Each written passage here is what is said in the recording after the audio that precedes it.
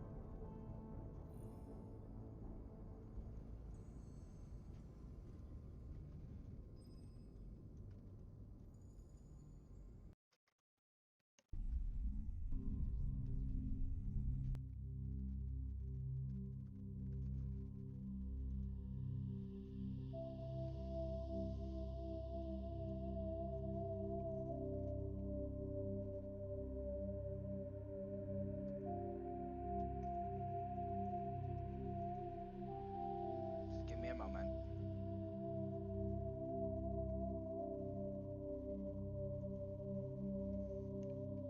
There we go, now I can move.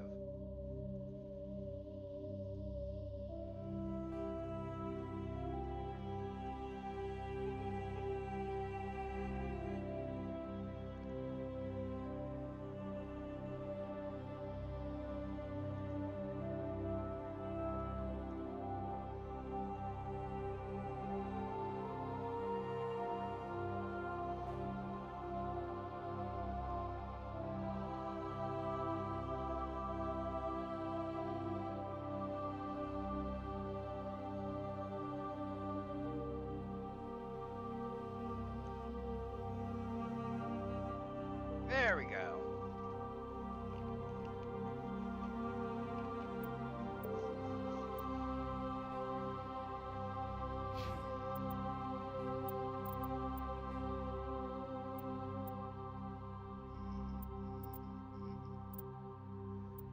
Looks good.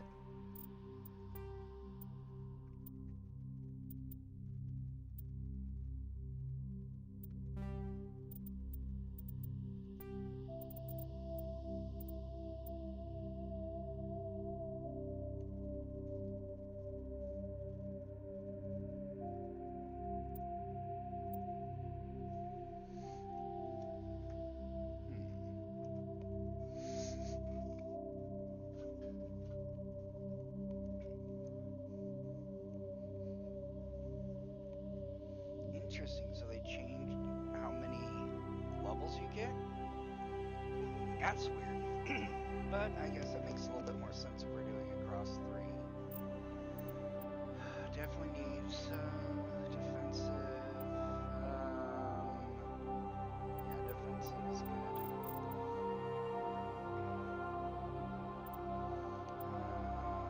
Squad only, I don't like dealing with their shit.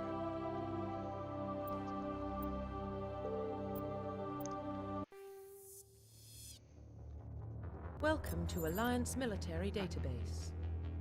Classified information requested. Establishing secure connection. Secure connection confirmed.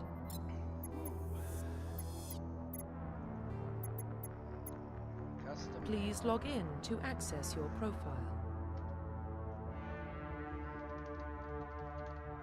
Gojin Shepherd. Yes. Yes. Ooh. Warning, data corruption detected. Please reconstruct profile. Confirm pre-service history.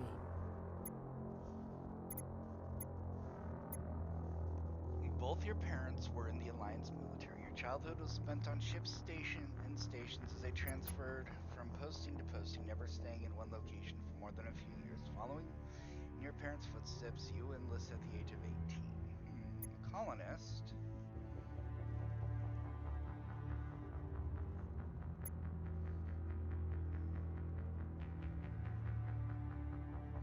I'll do Earth. Confirm psychological profile. And I'll be a war hero. Confirm military I specialization. always like the infiltrator. Confirm facial identification.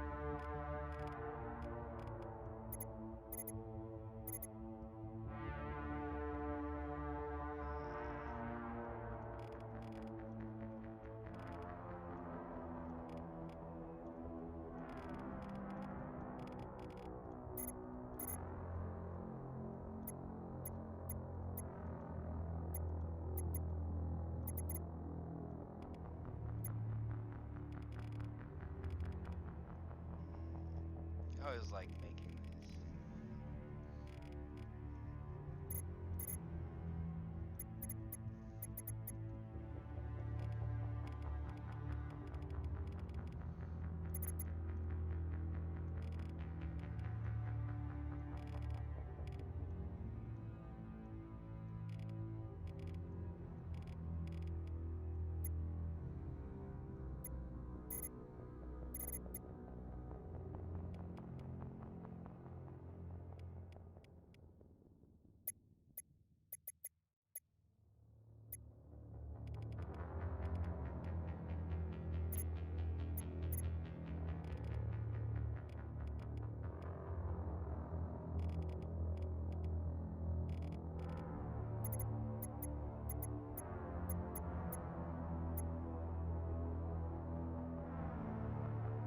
Let's go with, let's see.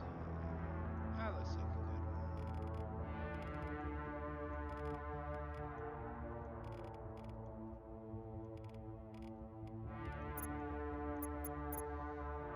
Let's do the eyes next.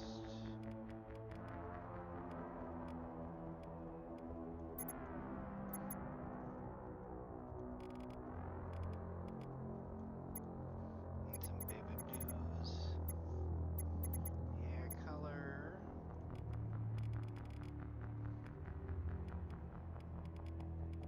Nah, no green. We'll do purple then. That looks good.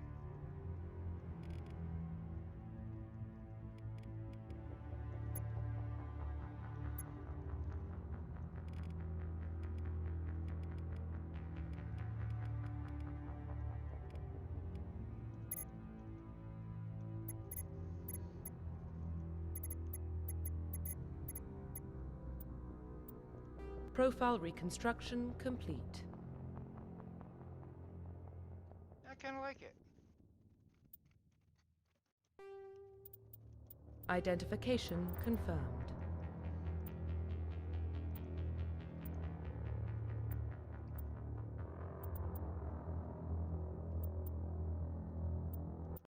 All right, there we go.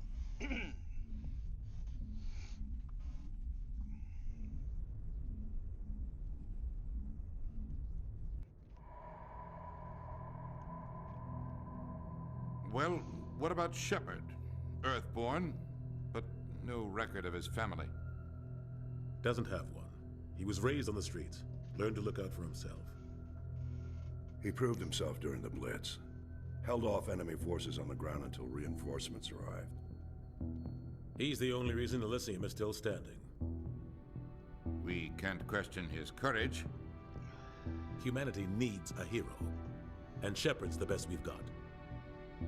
I'll make the call. In the year 2148, explorers on Mars discovered the remains of an ancient spacefaring civilization. In the decades that followed, these mysterious artifacts revealed startling new technologies, enabling travel to the furthest stars. The basis for this incredible technology was a force that controlled the very fabric of space and time. They called it Mass Effect. I can never remember this.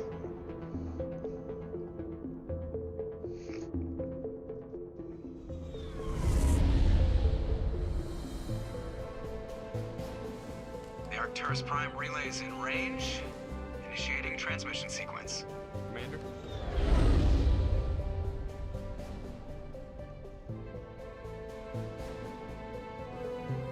We are connected. Calculating transit mass and destination. The relay is hot, acquiring approach vector. All stations secure for transit.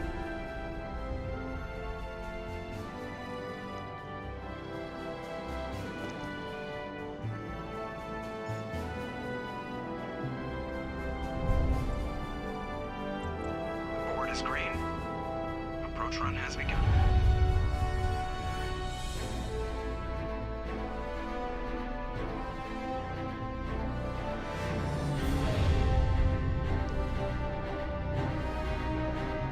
Hitting a relay in 3, 2, 1.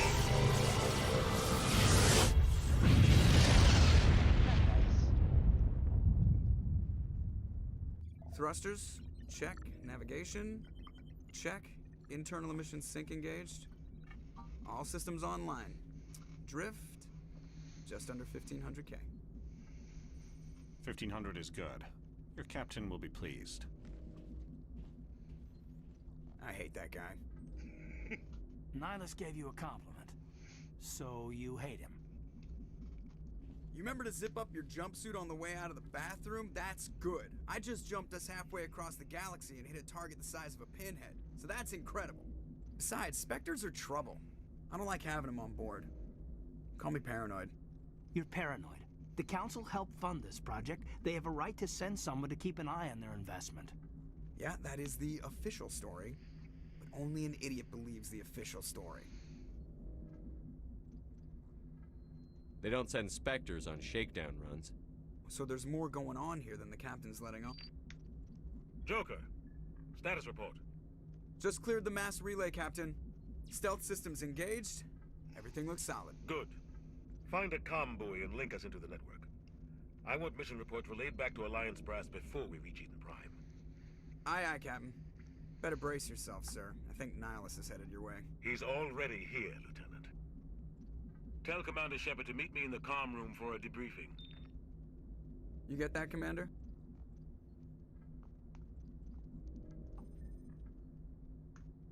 Great. You pissed the captain off, and now I'm going to pay for it. Don't blame me. The captain's always in a bad mood. Only when he's talking to you, Joker.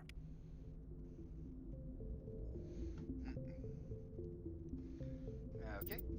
Journal. Go speak to the captain. And what's the codex say? You were born on Earth, but you never knew your parents. A child of the streets, you learned to live by your wits and guts, surviving in the hidden underbelly of the megatropolises of humanity's homeworld. Eager to find a better life, you joined the Alliance military when you came of age. You were on shore leave at Elysium when the first wave of Skylian Blitz struck. A massive coalition forces of slavers, crime syndicates, and Batarian warlords attacked a human colony and determined to wipe it out. Oh no, so sad.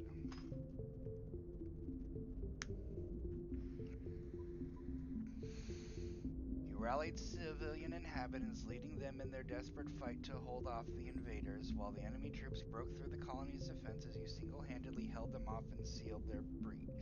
After hours of brutal fighting, reinforcements finally arrived. Enemy broke ranks and fled. Because of your action, Elysium was saved, and you are regarded throughout the Alliance as a true hero.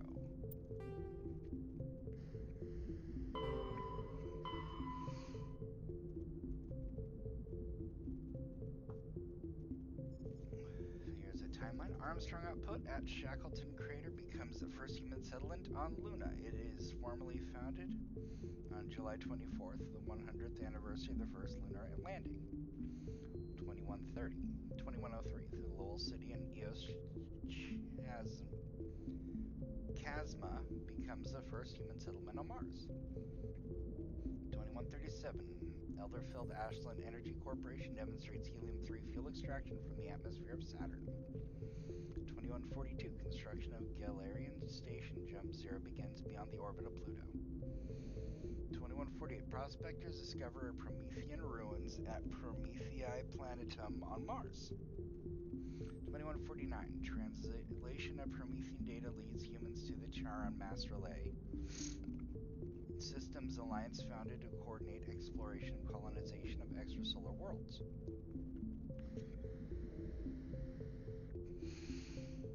A shipping accident at Singapore International Spaceport exposes downwind communities to containers of dust form element 0. Alliance begins construction of Archaea Station. Roughly 30% of the children born in Singapore after element 0 exposure suffer from cancerous growth. System Alliances begin the settlement of Earth's first extrasolar culinary world, the planet Demeter. 2154, Commander Shepard is born. 2155 System Alliance occupies completed portions of the Arcturus station as a headquarters. 2156 Some children of Singapore exhibit minor telekinetic abilities.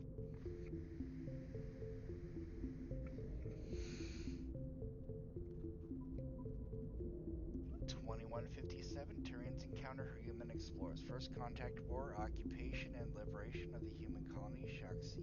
2158 humans learn potential or biotics. An international effort to track element zero exposures began. Roughly 10% of exposed children now show some levels of biotic ability.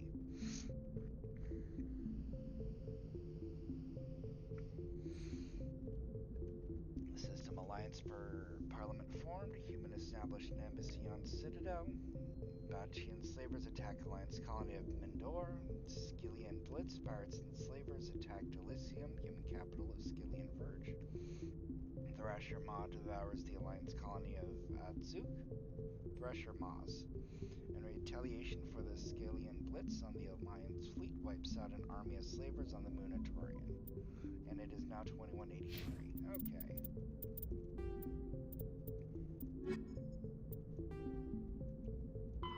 The Systems Alliance is an independent supranational government representing the interests of humanity as a whole.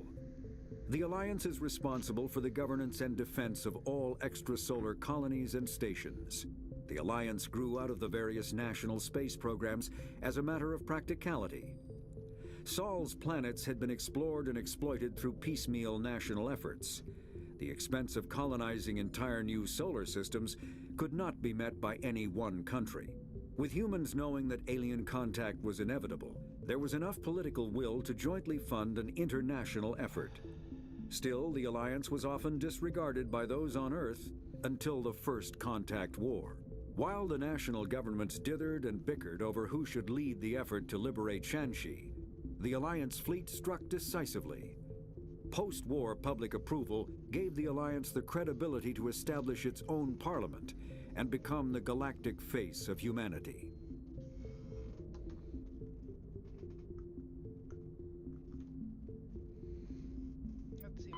Roughly 1,200 years ago, the Turians were invited to join the Citadel Council to fulfill the role of galactic peacekeepers. The Turians have the largest fleet in Citadel space, and they make up the single largest portion of the Council's military forces. As their territory and influence has spread, the Turians have come to rely on the Solarians for military intelligence and the Asari for diplomacy. Despite a somewhat colonial attitude towards the rest of the galaxy, the ruling hierarchy understands they would lose more than they would gain if the other two races were ever removed. Turians come from an autocratic society that values discipline and possesses a strong sense of personal and collective honor. There is lingering animosity between Turians and humans over the First Contact War of 2157, which is known as the Relay 314 incident to the Turians. Officially, however, the two species are allies, and they enjoy civil, if cool, diplomatic relations.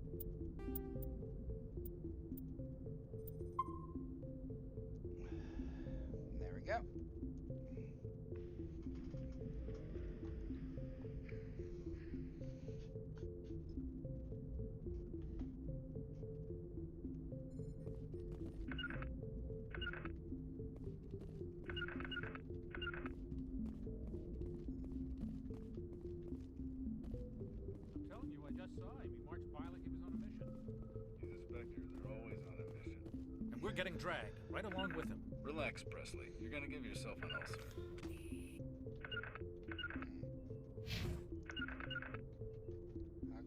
Oh, spacebar? Congratulations, Commander. Looks like we had a smooth run. You heading down to see the captain? Sounds like you don't trust our Turian guest. Sorry, Commander, just having a chat with Adams down at Engineering. I didn't mean to cause any trouble. But you have to admit, something's odd about this mission. The whole crew feels it. You think the Alliance brass is holding out on us? If all we're supposed to do is test out the stealth system, why is Captain Anderson in charge? And then there's Nihilus. Spectres are elite operatives, top covert agents. Why send a Spectre, a Turian Spectre, on a shakedown run? It doesn't add up. What do you know about the stealth systems? I just know it masks our location from scans and sensors. Cutting-edge technology. The Normandy's the only ship with this prototype drive. But why are we fully staffed? A skeleton crew would be cheaper, less chance of security leaks too. Plus there's Nihilus. It's pretty obvious this shakedown run is just a cover. For what? Damned if I know, Commander. We're out here on false pretenses. I'm not a fan of being left in the dark. Do you have a problem with the captain? No, sir. But I can't figure out what he's doing here. Captain Anderson is one of the most decorated Special Forces officers in the service. If he melted down all his medals, he could make a life-size statue of himself. You don't send a soldier like that on a do-nothing mission. He's treating this shakedown run too seriously. Something big is going on.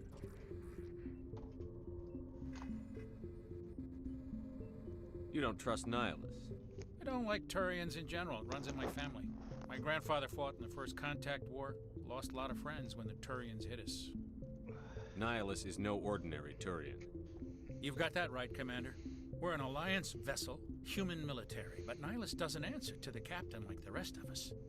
Spectres operate outside the normal chain of command, and they don't come along just to observe shakedown runs. Nihilus looks like he's expecting some heavy action. I don't like it. I'll see if I can get some answers when I see him. Good luck, Commander. I grew up on Eden Prime, Doc. It's not the kind of place Spectres visit. There's something Nihilus isn't telling us about this mission. That's crazy. The captain was in charge. He won't take orders from a Spectre. Not even so. Spectres don't answer to anyone. Okay, these are some weird-ass controls.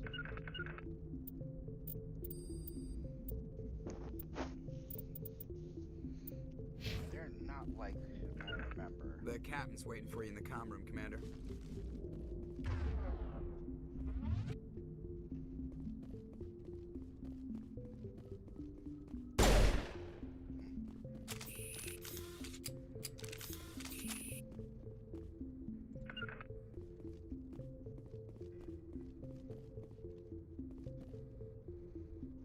What do you think, Commander? We won't be staying on Eden Prime too long, will we? I'm itching for some real action. I sincerely hope you're kidding, Corporal. Your real action usually ends with me patching up crew members in the infirmary. You need to calm down, Corporal. A good soldier stays cool, even under fire. Sorry, Commander, but this waiting's killing me. I've never been on a mission like this before, not one with a Spectre on board. What can you tell me about Nihilus? Turians are generally well respected by the other species. Their fleet has more patrols protecting Citadel space than any other. They don't always get on well with us, though. Some people find them too rigid. Others still blame them for the First Contact War. As for Nihilus, I haven't said more than 2 words to him. He usually only speaks to the captain. I heard Nihilus once took down an entire enemy platoon all by himself. Man, I can't believe I'm on a mission with an actual Spectre. Just treat this like every other assignment you've had and everything will work out. Easy for you to say.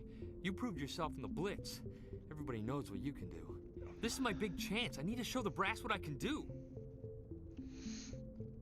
You're young, Corporal. You have a long career ahead of you. Don't do something stupid to mess it up. So bad to say Don't worry, that sir. to him. I'm not going to screw this up. What do you know about the Spectres? Only what I've heard. Spectre agents work directly for the Citadel Council. They usually work alone or in small groups. Spectres don't have any official power, though. Basically, they're a shadow organization with a mandate to preserve and protect galactic stability. Protect it at any cost. Don't forget that part. Spectres operate above the law. Why don't we have any of our own people in there? Spectres usually come from the Council races, like the Turians. We've been trying to get a human accepted into their ranks for years now. So far, It hasn't happened. Hey, Commander, you'd make a good Spectre. You're a war hero, right? Held off an entire enemy fleet during the Blitz single-handed? That's the kind of talent the Spectres are looking for. This is all just wild speculation.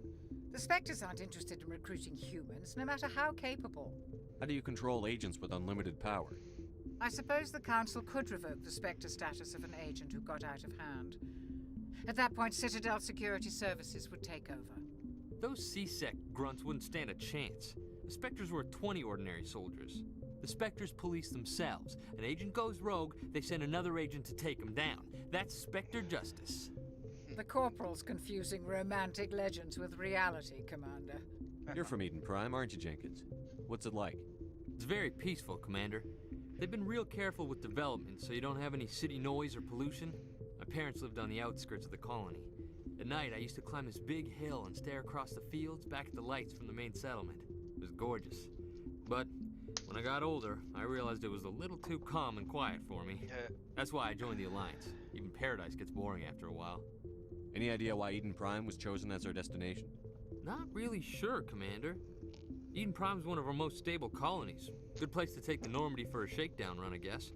No real danger there. There's gotta be something else going on.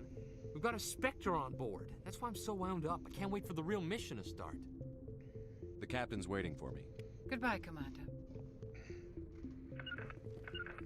Yes, Commander, is there something you need? The captain's waiting. Goodbye, Commander.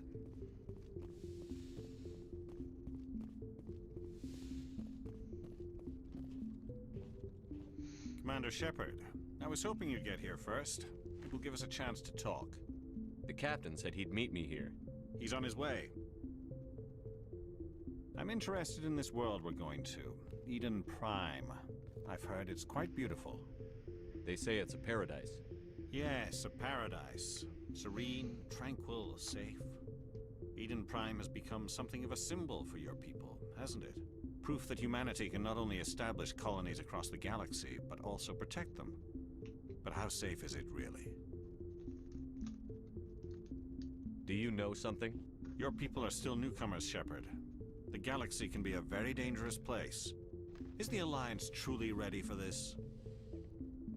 I think it's about time we told the Commander what's really going on. This mission is far more than a simple shakedown run. I figured there was something you weren't telling us. We're making a covert pickup on Eden Prime. That's why we needed the stealth systems operational. There must be a reason you didn't tell me about this, sir. This comes down from the top, Commander. Information strictly on a need-to-know basis.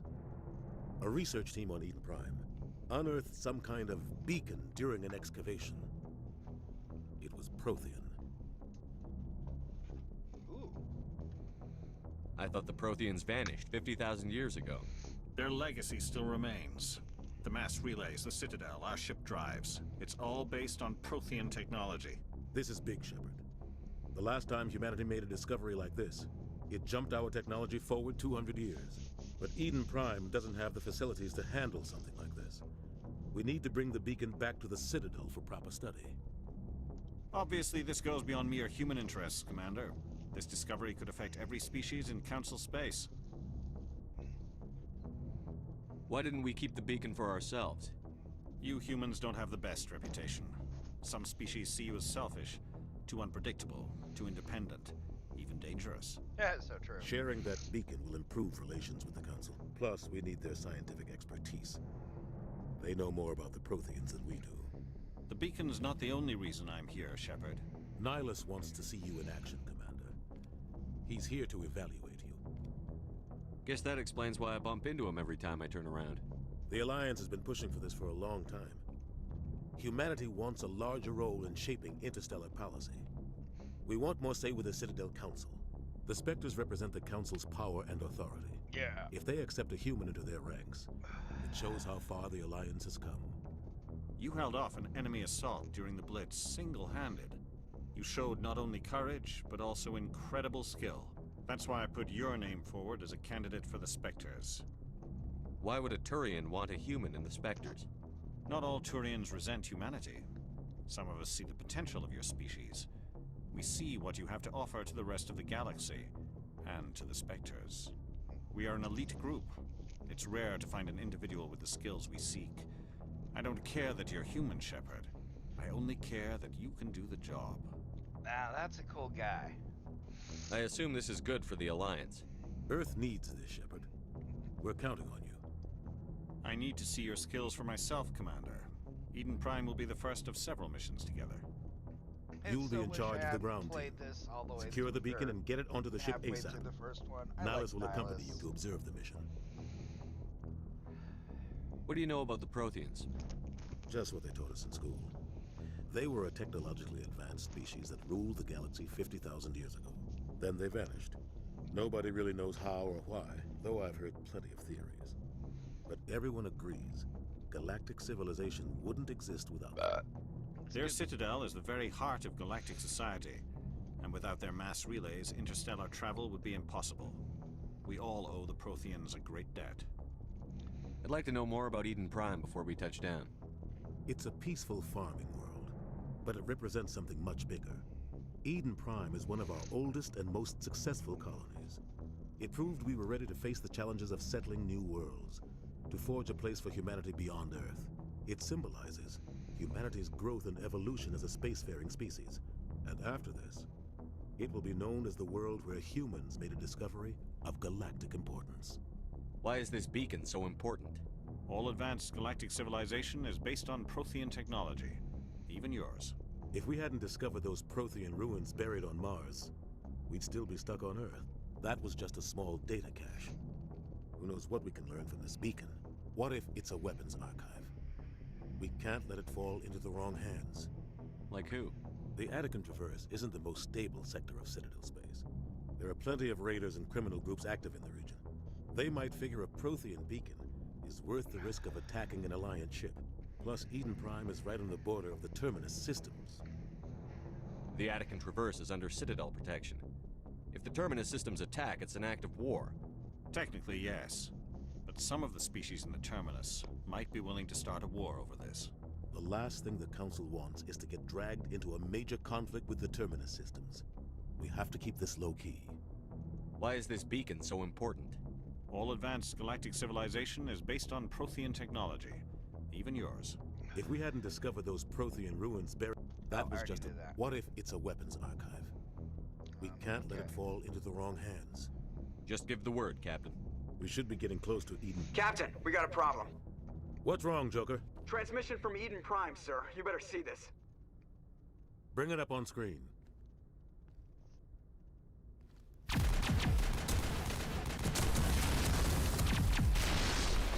Get down!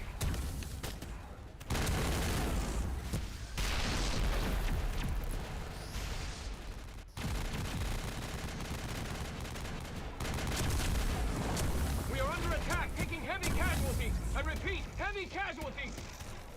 We can't get evac. They came out of nowhere. We need...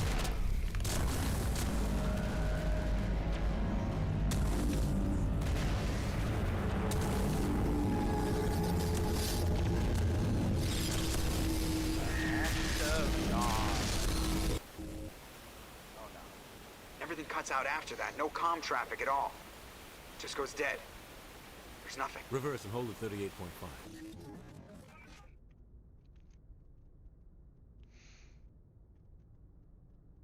Status report. Okay, how the hell did 17 you minutes count out, Captain. No other Alliance ships in the area. Take us in, Joker. Fast and quiet. This mission just got a lot more complicated. A small strike team can move quickly, without drawing attention.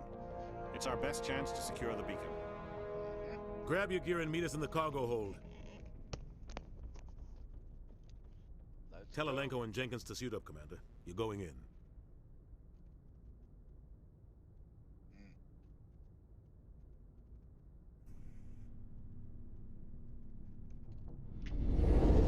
Engaging stealth systems. Somebody was doing some serious digging here, Captain. Your team's the muscle in this operation, Commander. Go in heavy and head straight for the dig site. What about survivors, Captain? Helping survivors is a secondary objective. The beacon's your top priority. Approaching drop point 1. Nihilus, you're coming with us? I move faster on my own.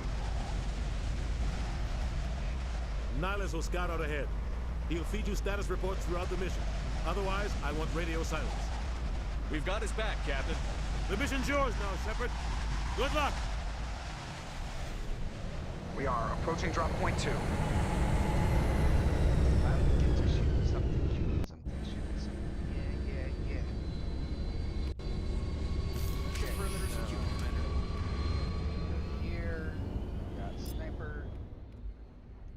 Sabotage and overload.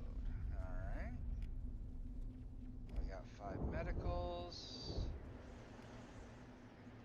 And okay.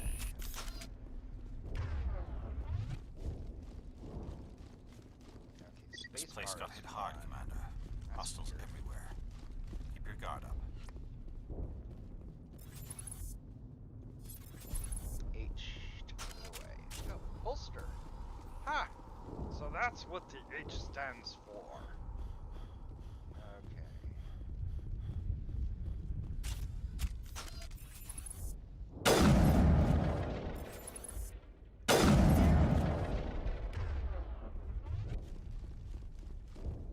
That's it. Bag him and tag him.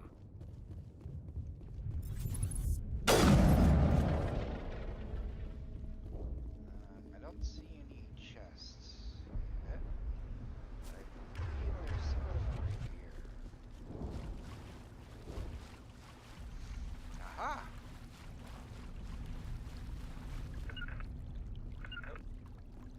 Oh, okay. Take all. And squad.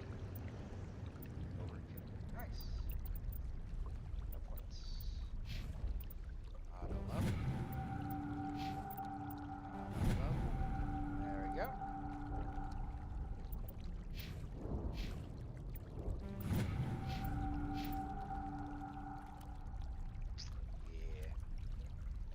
Okay, so got my charm. Infiltrator, relying on self-reconnaissance. Managed up by tech meds, overheat. Oh, that's cool. Tactical armor. So I need to get my pistol up before I can do my sniper rifle. So I should probably get that stuff. But, oh yeah, equipment. Fitness. Sniper. High caliber barrel.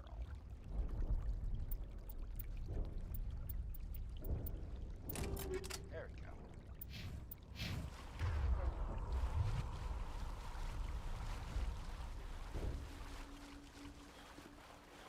I really wish there was a first person mode. I really hate this Heading to over position. and it really distracts me.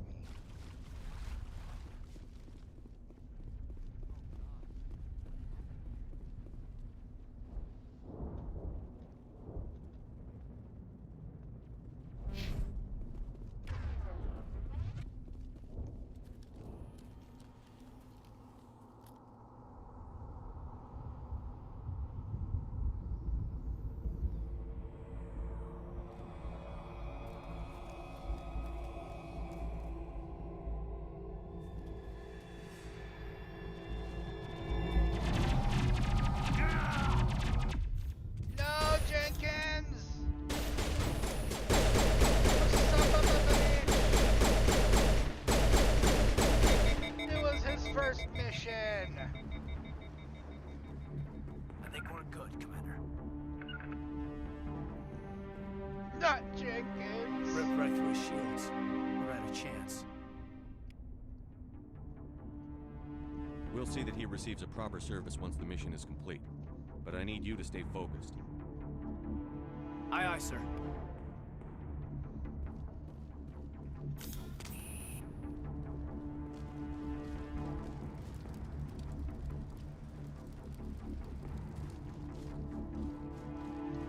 I thought there was another little cache over here.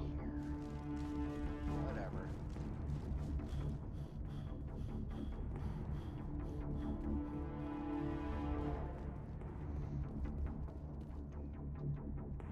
Ah!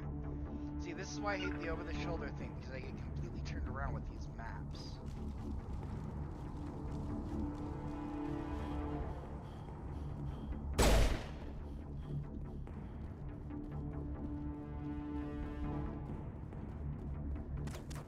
Regroup!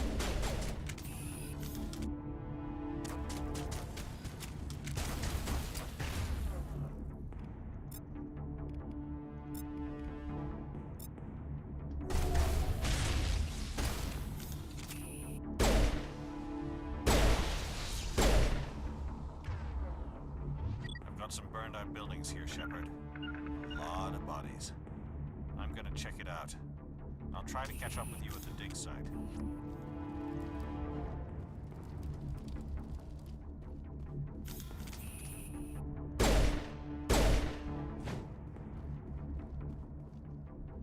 Nope, I did not mean to throw the grenade.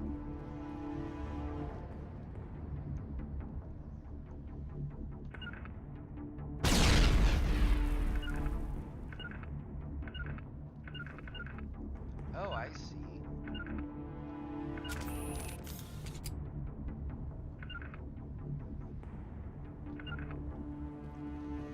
Gotta remember that.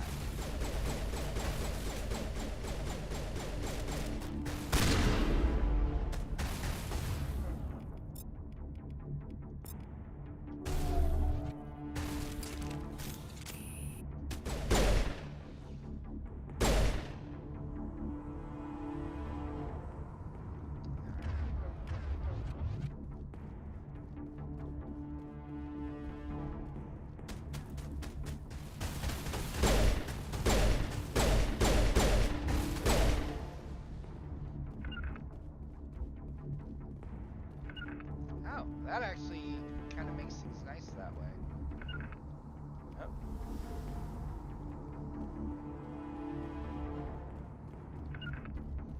Either there.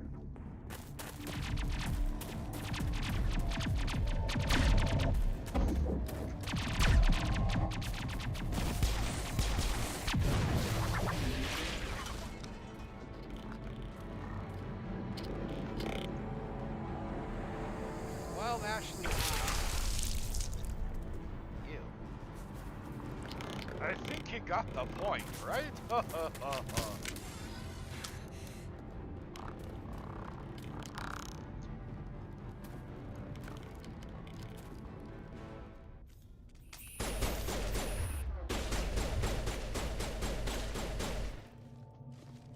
There's no jumping in this game, is there? And we're gonna do shield. And yeah, that works.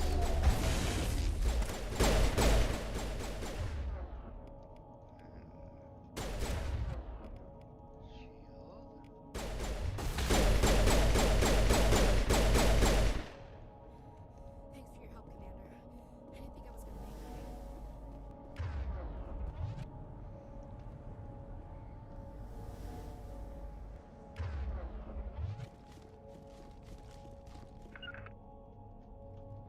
Gunnery Chief Ashley Williams of the 212.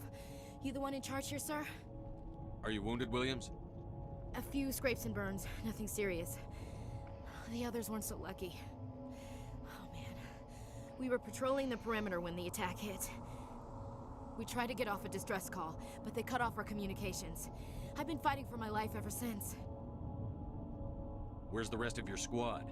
We tried to double back to the beacon, but we walked into an ambush. Oh no. I don't think any of the others... I think I'm the only one left. This isn't your fault, Williams. You couldn't have done anything to save them. Yes, sir. We held our position as long as we could, until the Geth overwhelmed us. The Geth haven't been seen outside the Veil in nearly 200 years. Why are they here now? They must have come for the beacon. The dig site is close, just over that rise. It might still be there. We could use your help, Williams. Aye, aye, sir. It's time for payback. What else do you know about the Geth? Just what I remember from history class back in school. They're synthetics, non-organic life forms with limited AI programming, created by the Quarians a few centuries ago. They were supposed to be a source of cheap labor, but ended up turning on the Quarians and drove them into exile. Well, after that, they just kind of disappeared behind the Perseus Veil. Nobody's really heard much from them since. Tell me everything you know about the beacon. They were doing some digging out here to extend the monorail and expand the colony. A few weeks ago, they unearthed some Prothean ruins, and the beacon. Suddenly, every scientific expert in the colony was interested. That's when they brought us in to secure the site. I don't know much about the beacon itself, but I heard one of the researchers say this could be the biggest scientific discovery of the century. What happened to the researchers at the dig site? I don't know. They set up camp near the beacon. The 232 was with them. Maybe their unit fared better than mine. Alright. Describe what happened leading up to the attack. We were sent out a couple of nights ago from the main colony to secure the area. Seemed like a routine patrol, until the Geth hit us. We never knew they were coming. Have you seen a Turian Spectre around here? There aren't any Turians on Eden Prime, none that I've ever met. Not sure I'd be able to tell if one was a Spectre anyway. If you saw this guy, you'd know. Carries enough firepower to wipe out a whole platoon. Luckily, he's on our side. Sorry. Like I said, no Turians. Move out. Sir, yes, sir. Colonel, sir.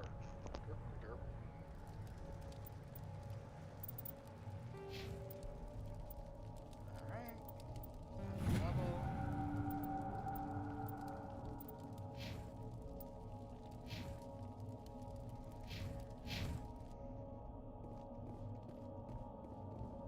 The beacon's at the far end of this trench.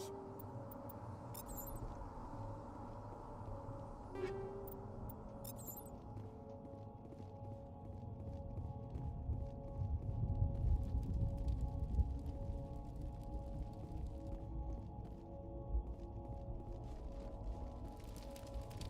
double checking back here because I think I remember there was something over here.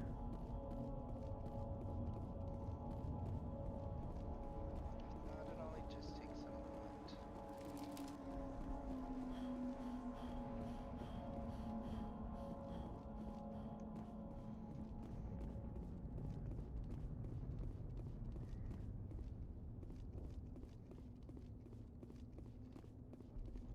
All right.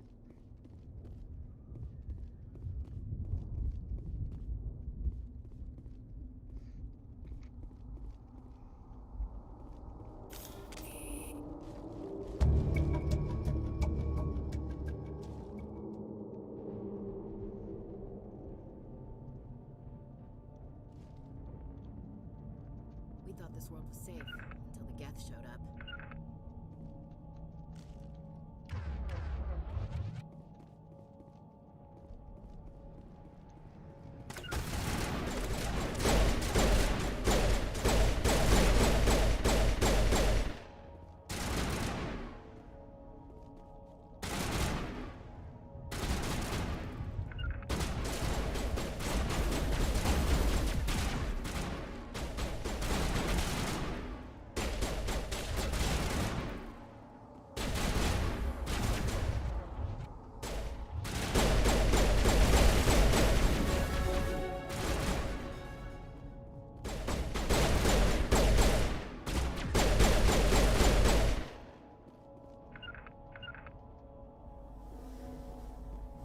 Impaling victims instead of just shooting them. There must be some reason behind it. Classic psychological. Huh. This is the dig site. The beacon was right here. It must have been moved. By who? Our side or the Geth? Hard to say. Maybe we'll know more after we check out the research camp. You think anyone got out of here alive? If they were lucky. Maybe hiding up in the camp. It's just on the top of this ridge, up the ramps. Change of plans, Shepard. There's a small spaceport up ahead. I want to check it out. I'll wait for you there.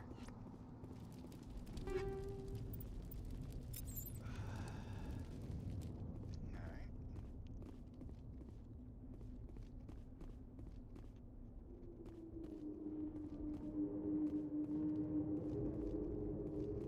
Looks like they hit the camp hard. It's a good place for an ambush. Keep your guard up.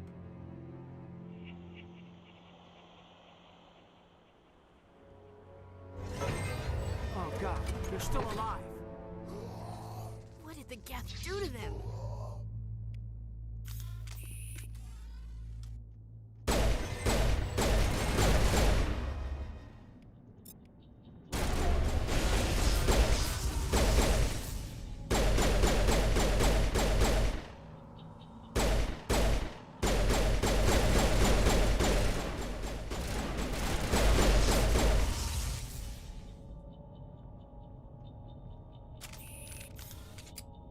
Okay, everybody's dead.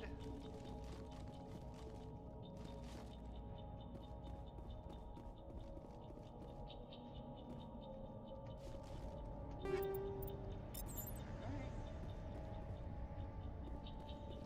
else?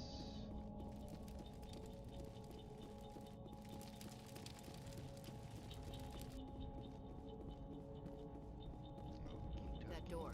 It's closed. Security lock's engaged.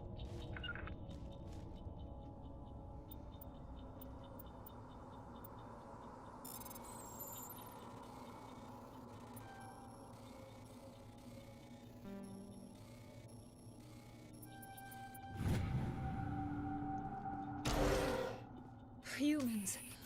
Thank the Maker. Hurry! Close the door before they come back.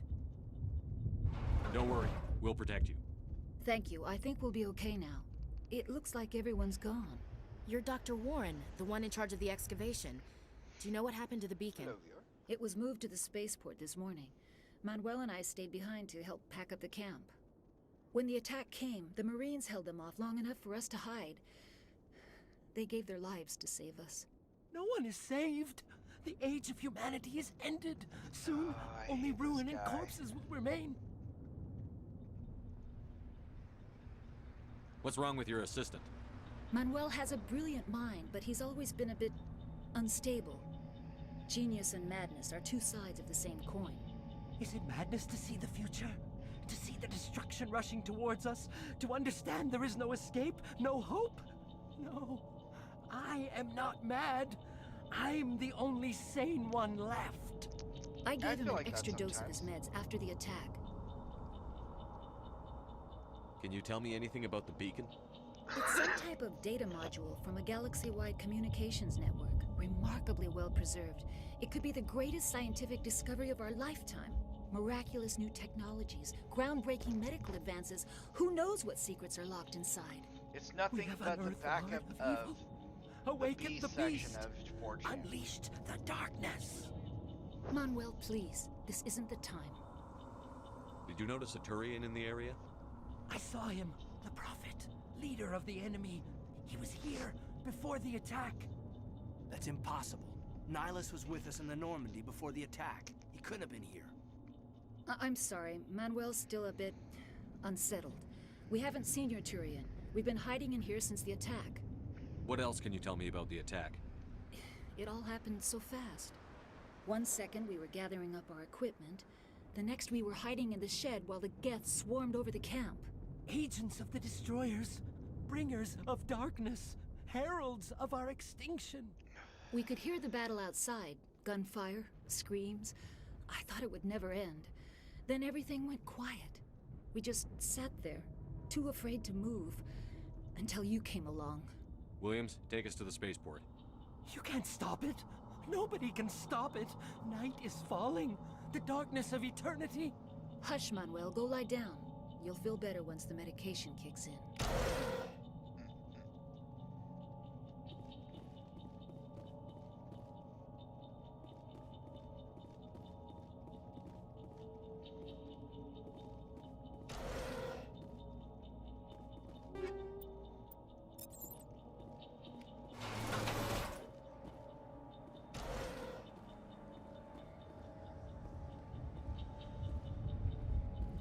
Alright, let's go and check our equipment here.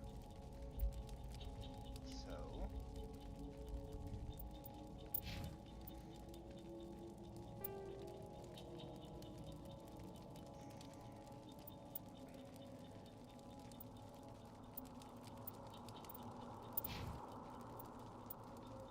Caden can have the shotgun. And I will take... pistol is good. I have the sniper rifle. Grenade launcher.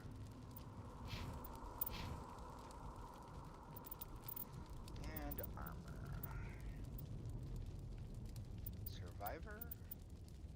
Scorpion. Liberator. Or Guardian.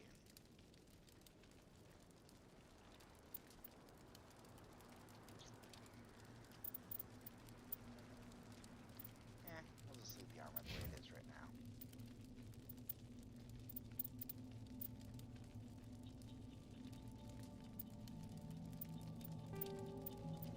But yeah, let's have him get that.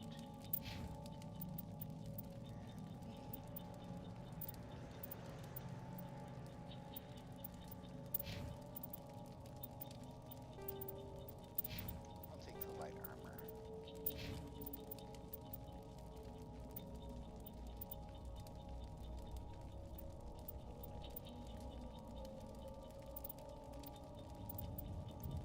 Wow, the Liberator and the Survivor are exactly the same. Alright. Yeah, I like the Liberator. Ooh, that one looks cool. We'll go with the Guardian.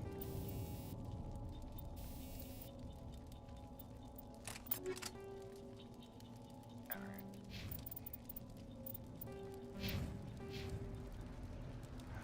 Okay, 6 points. 3, 4. And that looks good.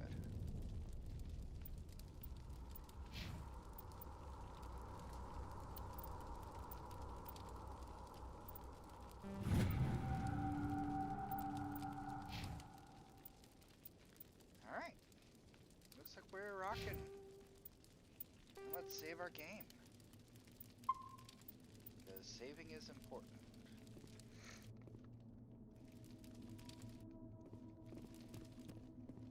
Are we ready, kids?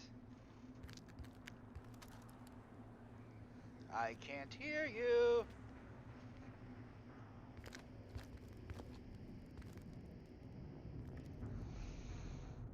Saren.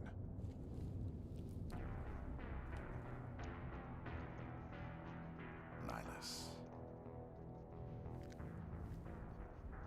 This isn't your mission, Saren. What are you doing here? The Council thought you could use some help on this one. I wasn't expecting to find the Geth here. The situation's bad. Don't worry. I've got it under control. Poor Saren.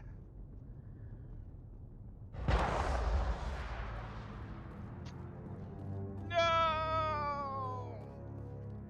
I was gonna try to romance him. What is that? Off in the distance. Shit! Look at the size of it!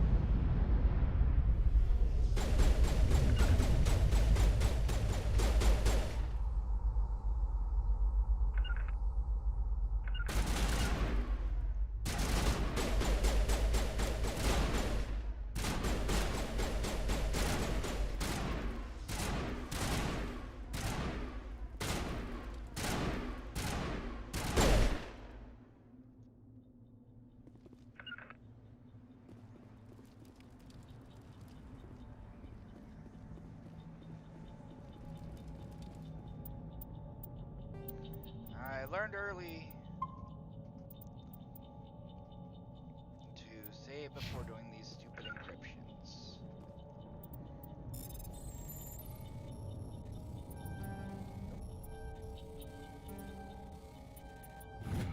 Everybody stay calm out there. We're coming out, we're not armed.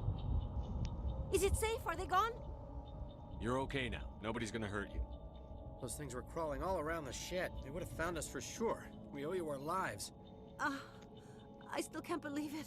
When we saw that ship, I thought it was all over. It showed up right before the attack. Knew it was trouble the second I saw it, so we made a break for the sheds.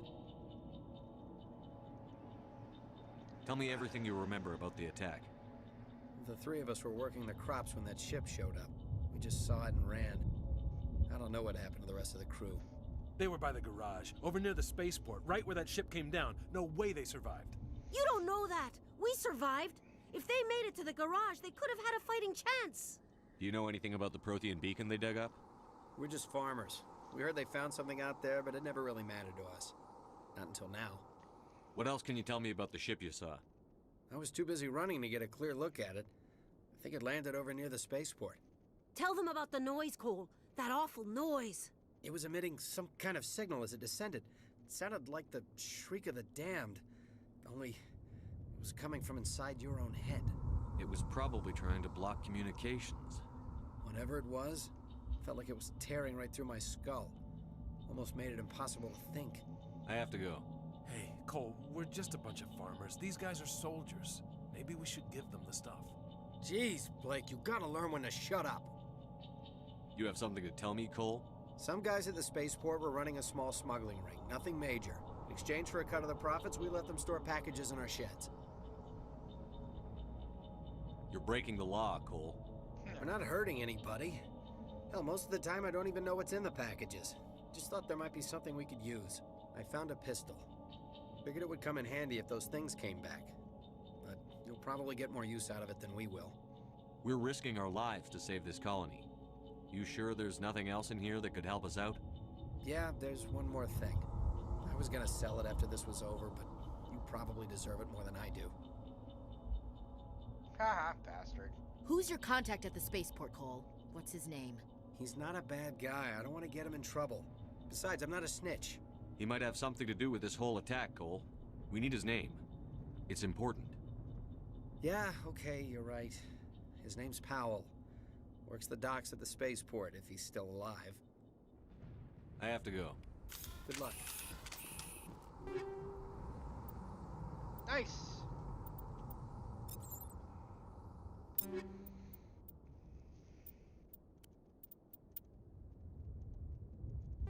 Yes, sir.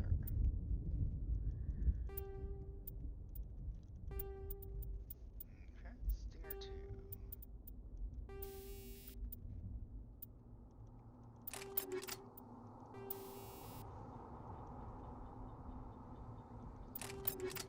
Nice.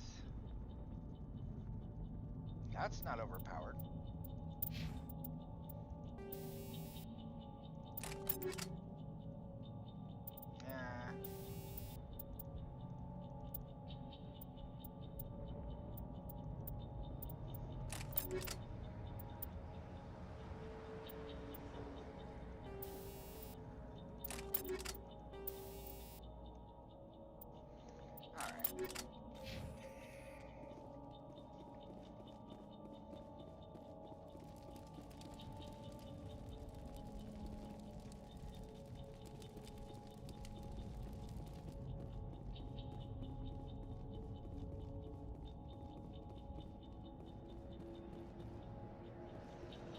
Commander, it's Nihilus. Something's moving, over behind those crates. Wait! Don't shoot! I'm one of you! I'm human! Sneaking up on us like that nearly got you killed. I'm sorry, I was hiding from those creatures. My name's Powell. I saw what happened to that Turian. The other one shot him. I need to know how Nihilus died. The other one got here first. He was waiting when your friend showed up. He called him Saren. I think they knew each other. Your friend seemed to relax. He let his guard down. And Saren killed him. Shot him right in the back. I'm just lucky he didn't see me behind the crates. We were told a Prothean beacon was brought to the spaceport. What happened to it? It's over on the other platform. Probably where that guy Saren was headed. He hopped on the cargo train right after he killed your friend. I knew that beacon was trouble. Everything's gone to hell since we found it.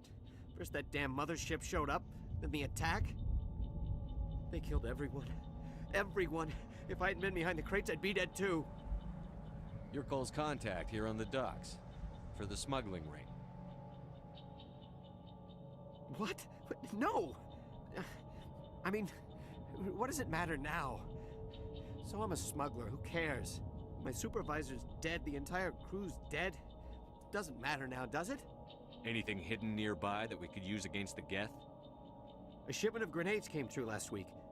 Nobody notices if a few small pieces go missing from the military orders. You greedy son of a bitch. We're out here trying to protect your sorry ass, and all you can think about is how you can rip us off? I never thought you'd actually need those grenades. Who'd want to attack Eden Prime? We're just a bunch of farmers. How was I supposed to know? Forget about him. He's not worth it. You're lucky the commander's here, pal. Hand over those grenades. They're yours. Take them. My smuggling days are over, I swear. A lot of Marines died here, Powell. Those grenades could have come in handy. If I were you, I'd think of some way to make it up to them. Yeah, okay. There is something else I was saving. Could be worth a fortune. Experimental technology, top of the line. Take it. I don't need it. I didn't want anyone to get hurt. Really, I'm sorry. We need to find that beacon before it's too late. Take the cargo train. That's where the other Turian went. I can't stay here. I need to get away from all this. Nice.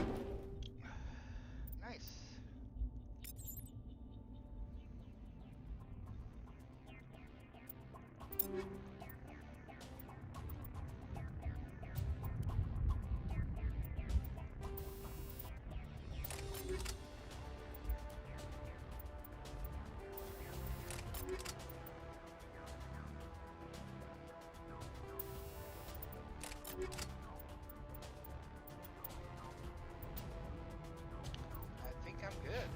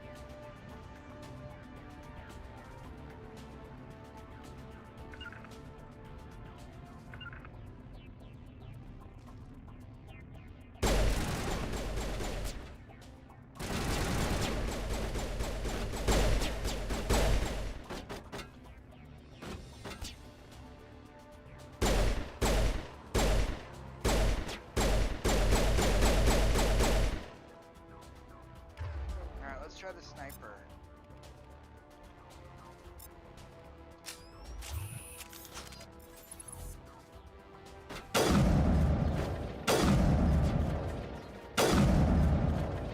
That worked.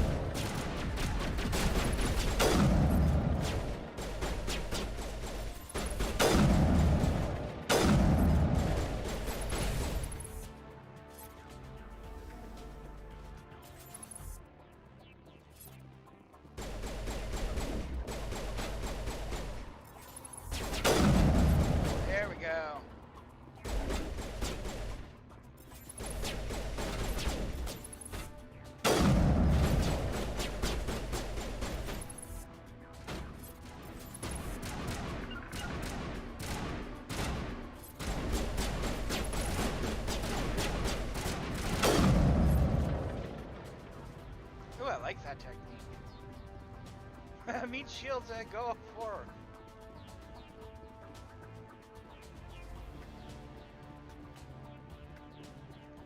Alright, save before we do this, because I always hated this part. And we're gonna go with this.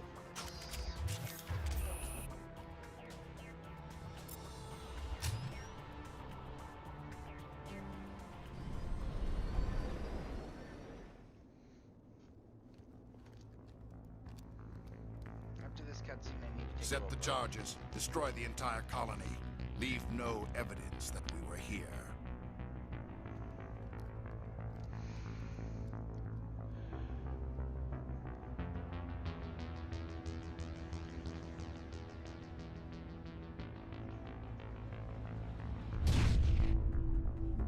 Banana.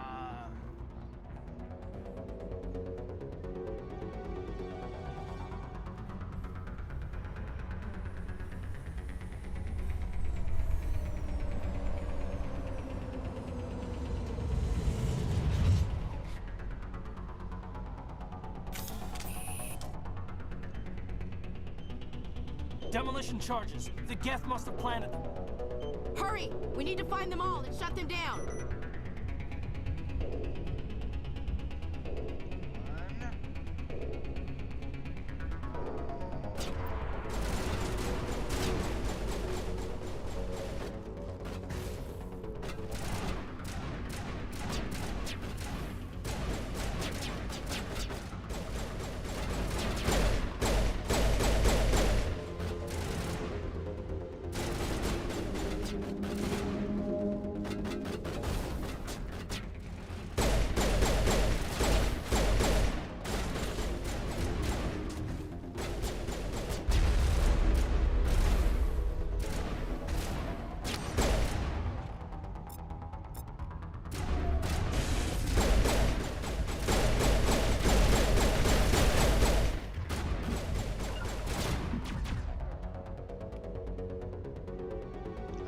What's the button to heal again?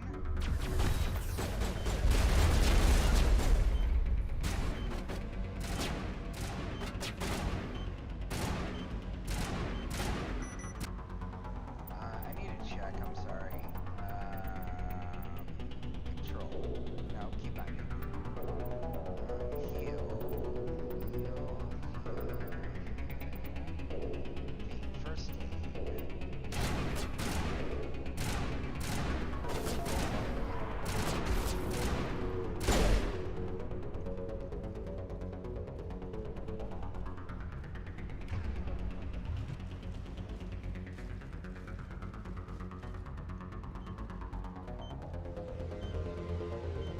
Hey, come on.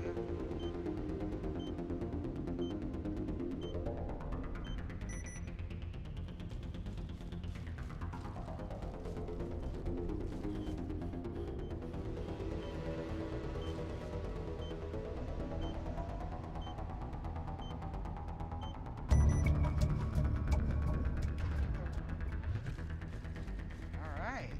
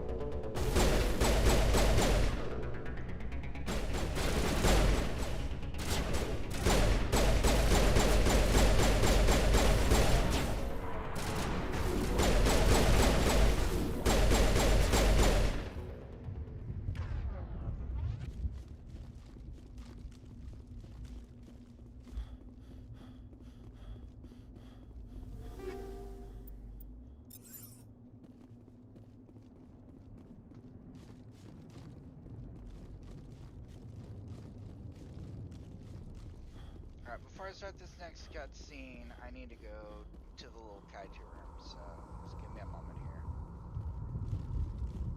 here. Bringing down the hammer!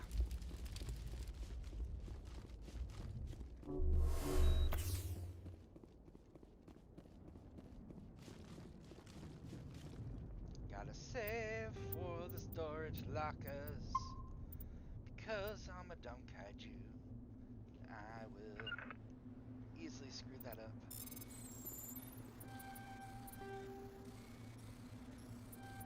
See? Take off.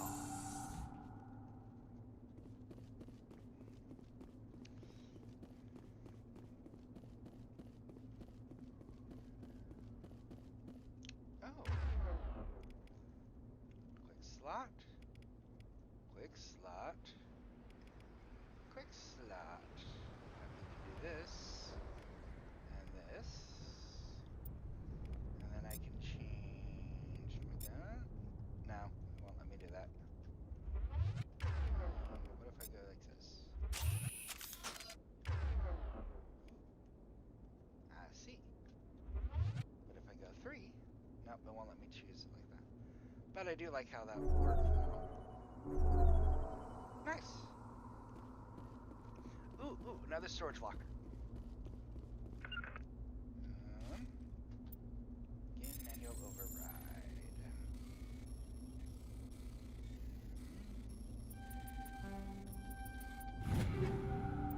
Take all, yeah. Take it all, yeah. Alright, got that. I think that's everything. Alright, give me one moment.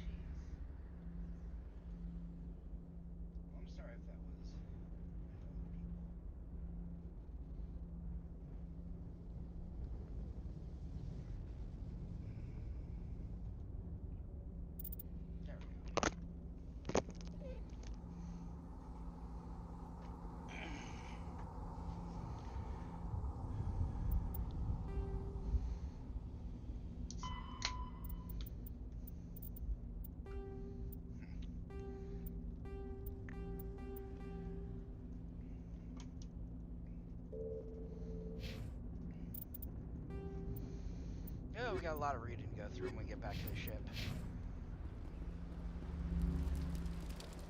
Oh. Sorry, Ashley.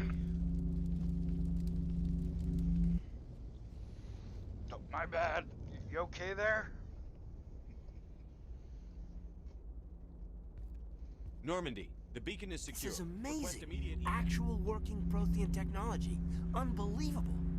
It wasn't doing anything like that when they dug it up. Something must have activated it. Roger, Normandy. Standing by.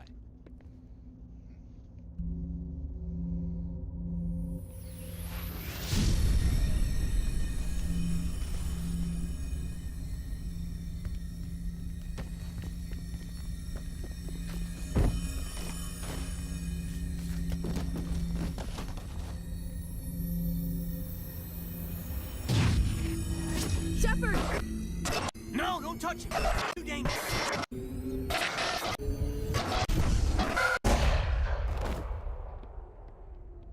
You broke it! That's coming out of your 401k.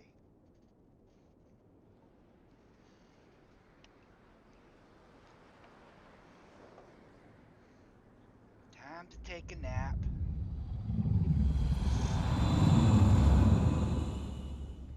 All right.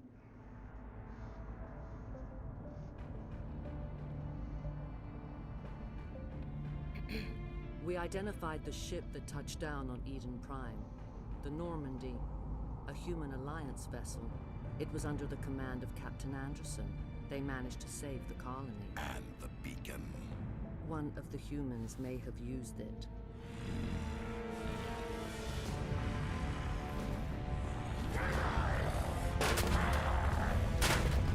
She just dodged out of the way. That was kind of cool.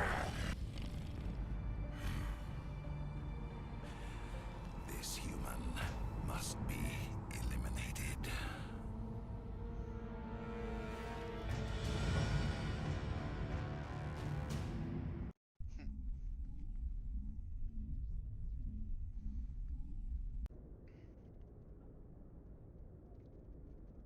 Dr. Chakwas, I think he's waking up.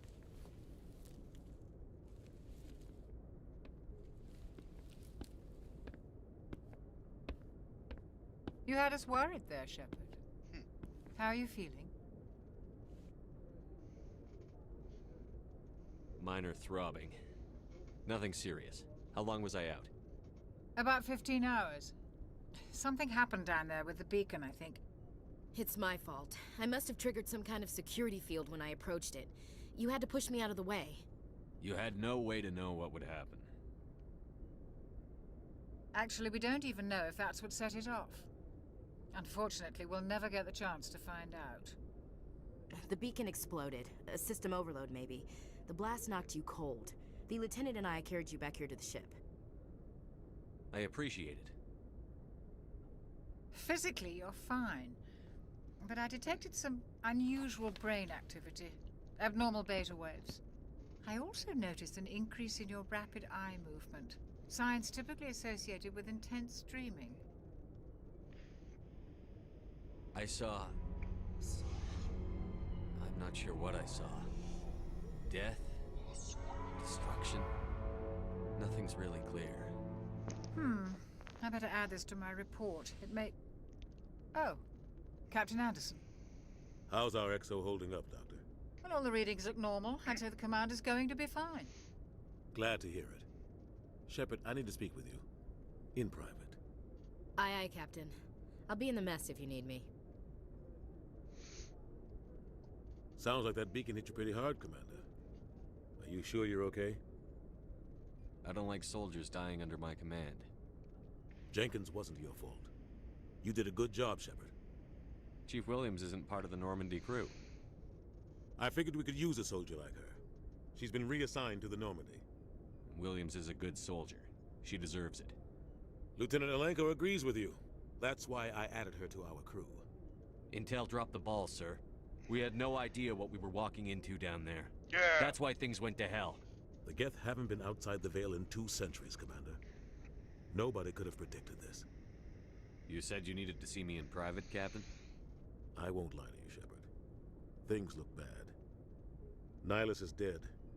The beacon was destroyed and Geth are invading. The Council's going to want answers. I didn't do anything wrong, Captain. Hopefully the Council can see that. I'll stand behind you and your report, Shepard. You're a damned hero in my books. That's not why I'm here. It's Saren, that other Turian. Saren's a Spectre, one of the best, a living legend. But if he's working with the Geth, it means he's gone rogue. A rogue Spectre's trouble. Saren's dangerous, and he hates humans. Why? He thinks we're growing too fast, taking over the galaxy.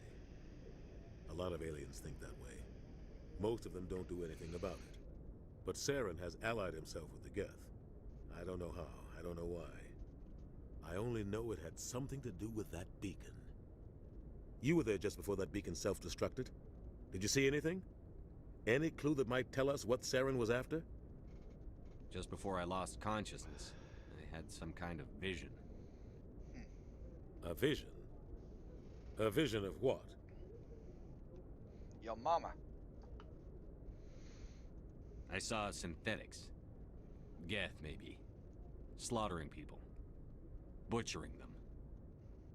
We need to report this to the Council, Shepard.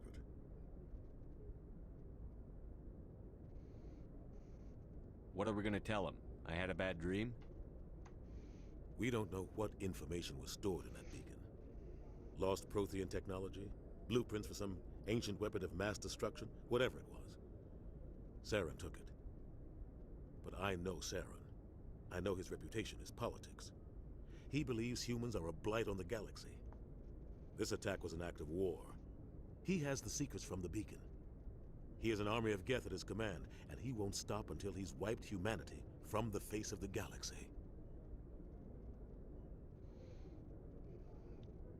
Sounds like your standard Bond villain. I'll find some way to take him down. It's not that easy. He's a Spectre. He can go anywhere, do almost anything. That's why we need the Council on our side.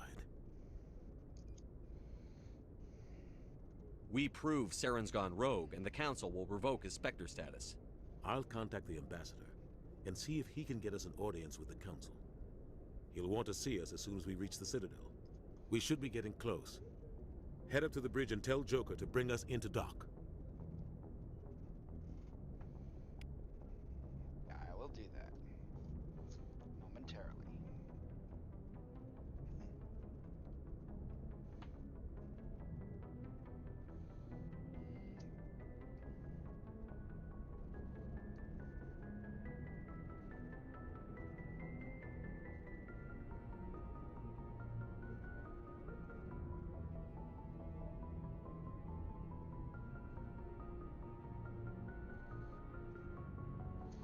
I'm just fixing something here. Give me a moment.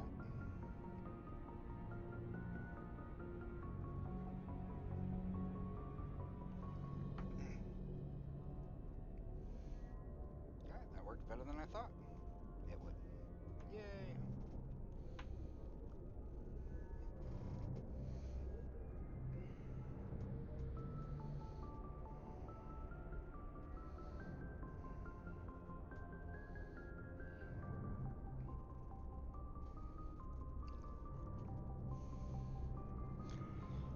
Alright, let's do some reading, shall we?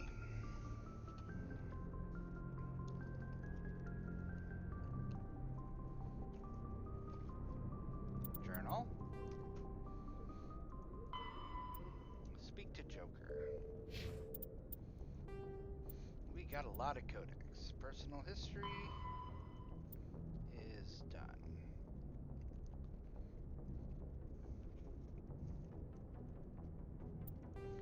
Citadel and Galactic Government.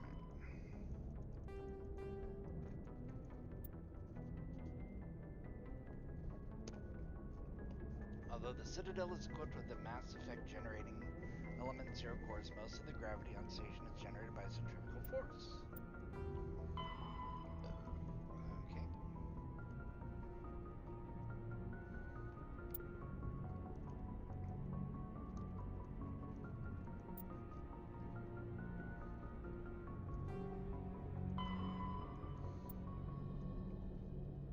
Light lag prevents sensing in real time at great distances. A ship firing its thrusters in the Chiron relay can be easily detected from Earth 5.75 light hours, 6 billion kilometers away, but Earth will only see the event 5 hours and 45 minutes after it occurs. Due to the light speed limit, defenders can't see enemies coming until they have already arrived. Because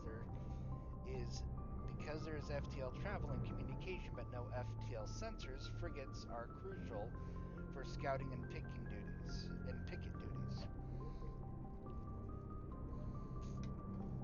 Passive sensors are used for long-range detective, while active sensors obtain short-range, high-quality targeting data. Passive sensors include visual, thermographic, and radio detectors that watch and listen for objects in space. A powered ship emits a great deal of energy. The heat of the life support system, the radiation given off by power plants and electrical equipment, the exhaust of thrusters. Starships stand out plainly against the near absolute zero background of space. Passive sensors can be used during FTL travel, but incoming data is significantly distorted by the effects of the mass effect envelope and Doppler shift.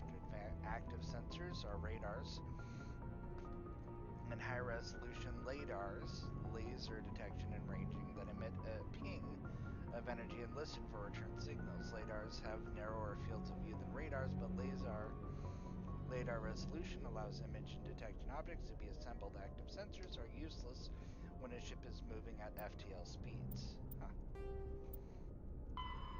Upgrades.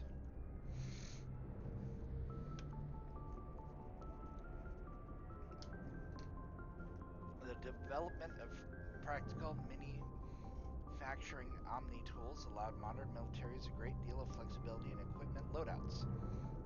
A vast number of field modification kits are available for common equipment such as weapons, armor, omni tools, biotic amps, and even grenades.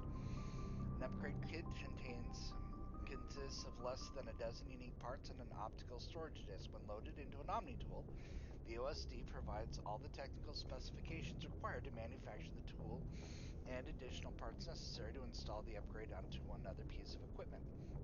Assembly is typically modular and installation can be completed in less than a minute. Since omni tools are designed to be used in common battlefield salvage material,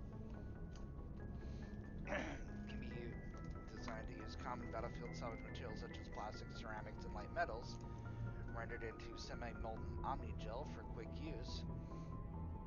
And it's quite possible for a trained soldier carrying upgrade kits to customize his gear on the battlefield to fit the current tactical situation. I see.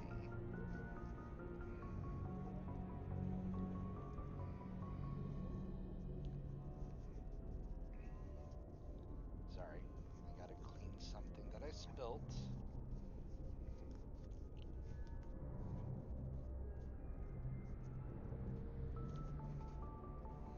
There we go.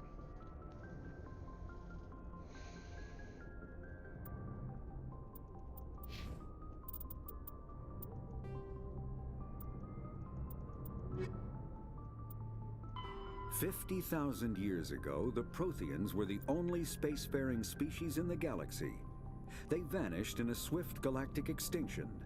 Only the legacy of their empire remains.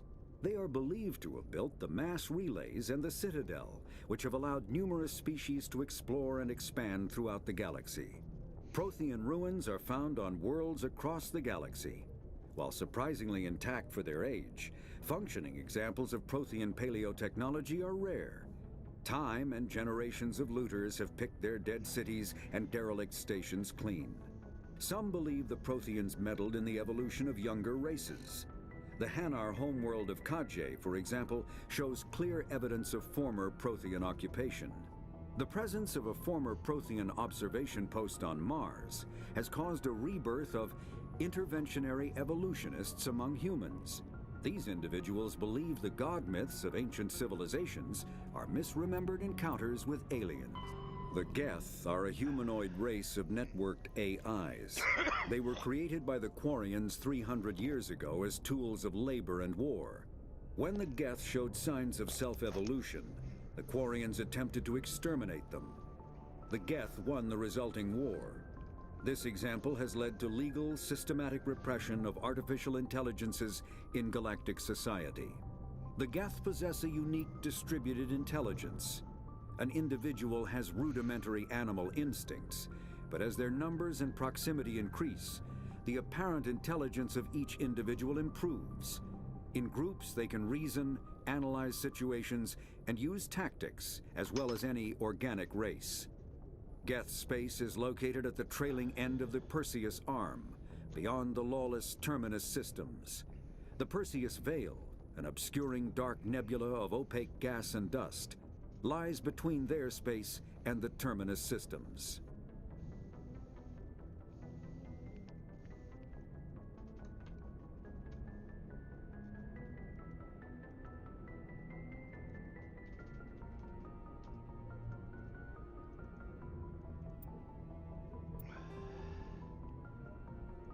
After the Geth secure a location, they round up and impale dead and living bodies on mechanical spikes. The spikes rapidly transform these victims into withered husks, extracting water and trace minerals, and replacing them with cybernetics. The cybernetics reanimate the lifeless flesh and tissue, transforming the bodies into mindless killing machines. Some Alliance soldiers refer to the husk-generating spikes as dragon's teeth, a reference to the mythological berserkers who sprang up from the earth wherever the teeth of the dragon Eris were planted. Dragon's teeth and husks bear little resemblance to other pieces of Geth technology. No one is sure why a synthetic race would bother to drain the minuscule amount of recoverable resources from organic corpses, though the value of reusing them as shock troops is obvious.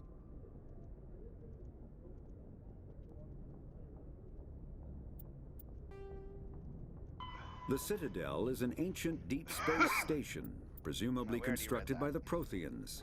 Spectres are agents from the Office of Special Tactics and Reconnaissance, and answer only to the Citadel Council. They are elite military operatives, granted the authority to deal with threats to peace and stability in whatever way they deem necessary. They operate independently or in groups of 2 or 3. Some are empathetic peacekeepers, resolving disputes through diplomacy. Others are cold-blooded assassins, ruthlessly dispatching problem individuals. All get the job done one way or another, often operating outside the bounds of galactic law. The Spectres were founded after the Solarians joined the Council. For many years they operated in secrecy as backroom problem solvers. Only after the Krogan rebellions did their activities become publicized. Assignment of a Spectre is less contentious than a military deployment, but makes it clear that the Council is concerned about a situation.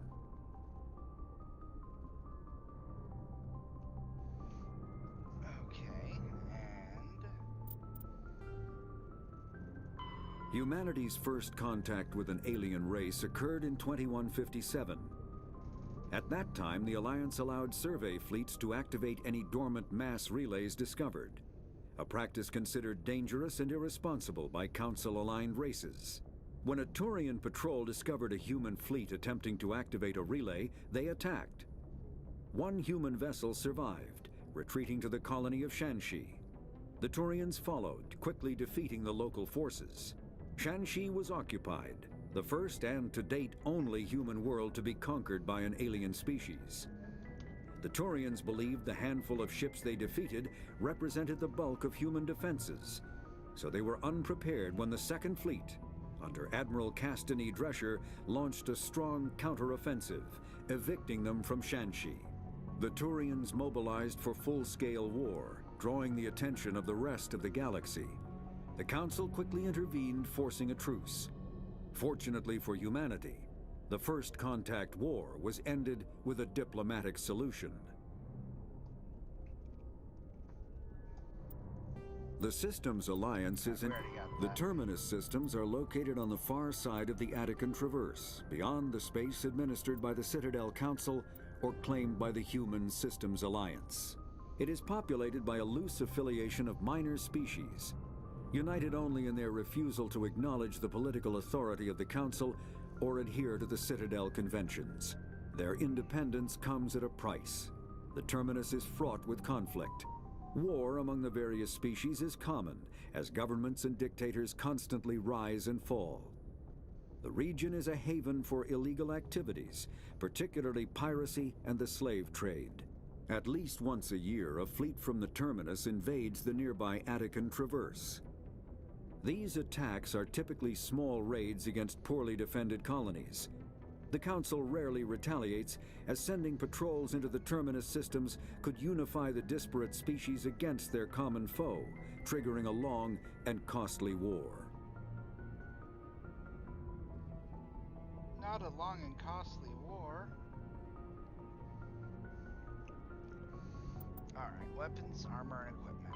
Combat hard suits use a dual-layer system to protect the wearer.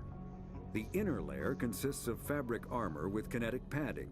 Areas that don't need to be flexible, such as the chest or shins, are reinforced with sheets of lightweight, ablative ceramic. The outer layer consists of automatically generated kinetic barriers. Objects traveling above a certain speed will trigger the barrier's reflex system and be deflected, provided there is enough energy left in the shield's power cell. Armored hard suits are sealable to protect the wearer from extremes of temperature and atmosphere. Standard equipment includes an onboard mini-frame and a communications, navigation, and sensing suite. The mini-frame is designed to accept and display data from a weapon's smart targeting system to make it easier to locate and eliminate enemies. Kinetic barriers, more commonly called shields, provide protection against most mass accelerator weapons. Whether on a starship or a soldier's suit of armor, the basic principle remains the same. Kinetic barriers are repulsive mass effect fields, projected from tiny emitters. These shields safely deflect small objects traveling at rapid velocities. This affords protection from bullets and other dangerous projectiles, but still allows the user to sit down without knocking away their chair. The shielding afforded by kinetic barriers does not protect against extremes of temperature, toxins, or radiation. Alright. We're all caught up. Alright, let's see now. Save.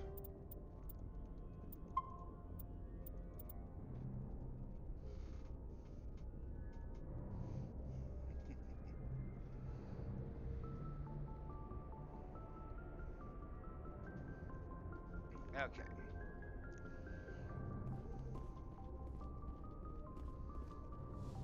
Do I get to play with anything in here? No. Let's just get going to Eden Prime. I can look at all this stuff later.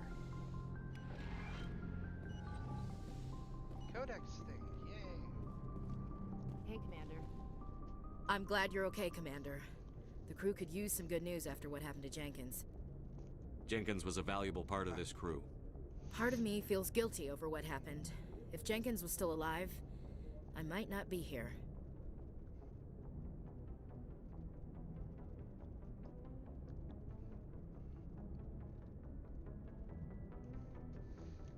You're a good soldier, Williams. You belong on the Normandy. Thanks, Commander. That means a lot from you. I've never met anyone who was awarded the Star of Terra.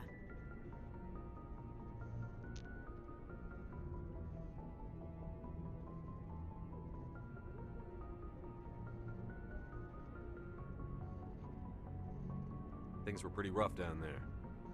Are you okay? I've seen friends die before. Comes with being a Marine. But to see my whole unit wiped out, and you never get used to seeing dead civilians. But things would have been a lot worse if you hadn't shown up.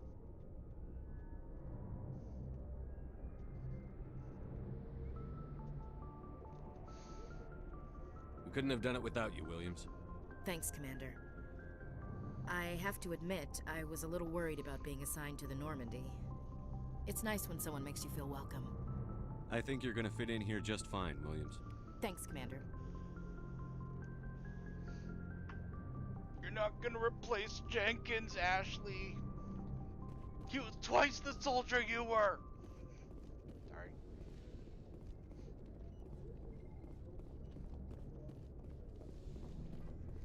Alright, let's Yes, Commander? Is there something you need? How did you end up serving on an Alliance ship? I enlisted right out of med school. Earth always seemed boring to me. Too safe. to secure. I figured the colonies were teeming with exotic adventure. I wanted to travel the stars, tending the wounds of tough soldiers with piercing eyes and sensitive souls. Turns out military life isn't quite as romantic as I'd imagined. But humanity needs the Alliance if we want to keep expanding through the Traverse, and the Alliance always needs good doctors. So I stayed on to do my part. Ever think you made the wrong choice? Sometimes I think about opening a private practice back on Earth. Or maybe taking a position at one of the new med centers out in the colonies. But there's something special about working on soldiers. If I left the Alliance now, I'd feel like I was abandoning them. What do you know about Captain Anderson? I've served with him for a few tours now. He knows when to let things slide and when to crack the whip. The crew knows he's seen pretty much anything they'll ever run into. And he cares about the people under his command. How well do you know the lieutenant? I'd never worked with him before this mission, but he has an impressive service record, over a dozen special commendations. Tends to keep to himself, though. Maybe because of the headaches. It's not easy being an L2. What does that have to do with it? Well, most biotics now use the L3 implants. Lieutenant Alenko was wired with the old L2 configuration. Sometimes there are complications. What kind of complications? Severe mental disabilities, insanity, crippling physical pain. There's a long list of horrific side effects. Caden's lucky. He just gets migraines. I should go. Goodbye, Commander. And we talked to Caden. Glad to see you're okay, Commander. Okay. And we talked to Ashley. And we talked to her. And we got nothing to do with these people over here. And so we just gotta go tell Joker to... Oh, you are a soldier. Stop acting like you're winded. Little baby. It's just a flight of stairs. My kaiju butt can get up there. I'm glad you're okay, Commander. Losing Jenkins was hard enough on you. Not Jenkins. Do you have to remind me it's too soon?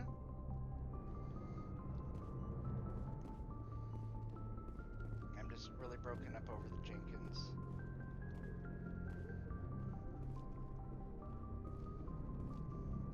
I just want to walk right on into space. Good timing, Commander. I was just about to bring us into the Citadel. See that taxpayer money at work.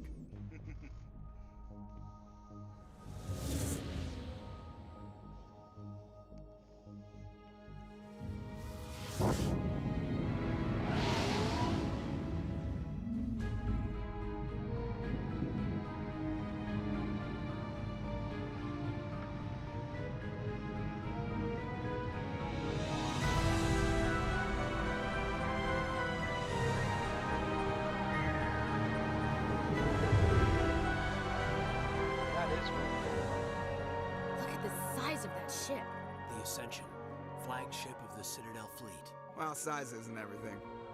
Why so touchy, Joker? I'm just saying you need firepower, too. Look at that monster. Its main gun could rip through the barriers in any ship in the Alliance fleet. Good thing it's on our side, then. Citadel Control, this is SSV Normandy, requesting permission to land. Stand by for clearance, Normandy. Clearance granted. You may begin your approach. Transferring you to an Alliance operator. Roger, Alliance Tower. Normandy out. Normandy, this is Alliance Tower. Please proceed to Dock 422.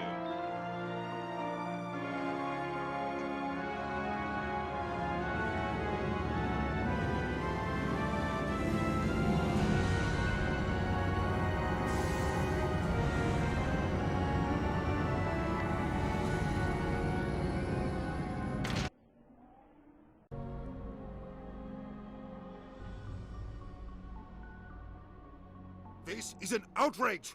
The Council would step in if the Geth attacked a Turian colony? The Turians don't found colonies on the borders of the Terminus systems, Ambassador. Humanity was well aware of the risks when you went into the Traverse. What about Saren? You can't just ignore a rogue Spectre. I demand action! You don't get to make demands of the Council, Ambassador. Citadel Security is investigating your charges against Saren. We will discuss the CSEC findings at the hearing, not before. Captain Anderson, I see you brought half your crew with you. Just the ground team from Eden Prime, in case you had any questions. I have the mission reports. I assume they're accurate? They are. Sounds like you convinced the Council to give us an audience. They were not happy about it. Saren's their top agent. They don't like him being accused of treason.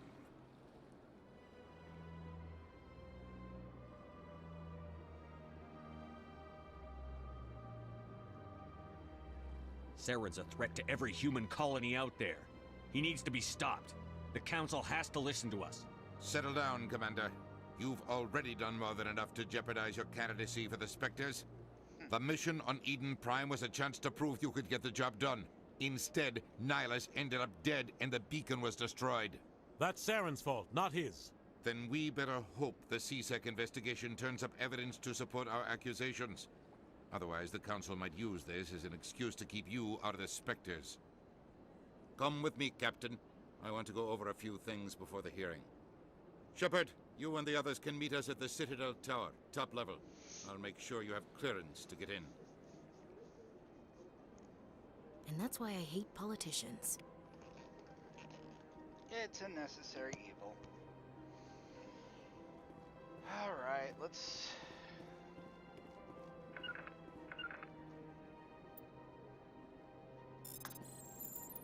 save.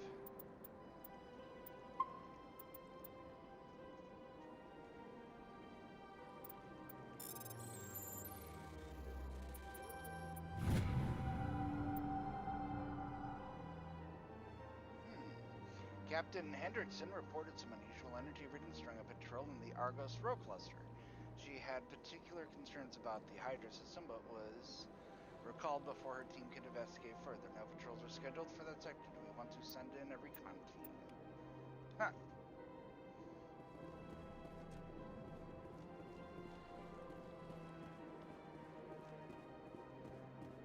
Okay, so let's see what we got here. Let's go talk to our neighbors. I understand what you're saying, but these allegations are very serious. Oh, I they look can't so much just... better. This is serious.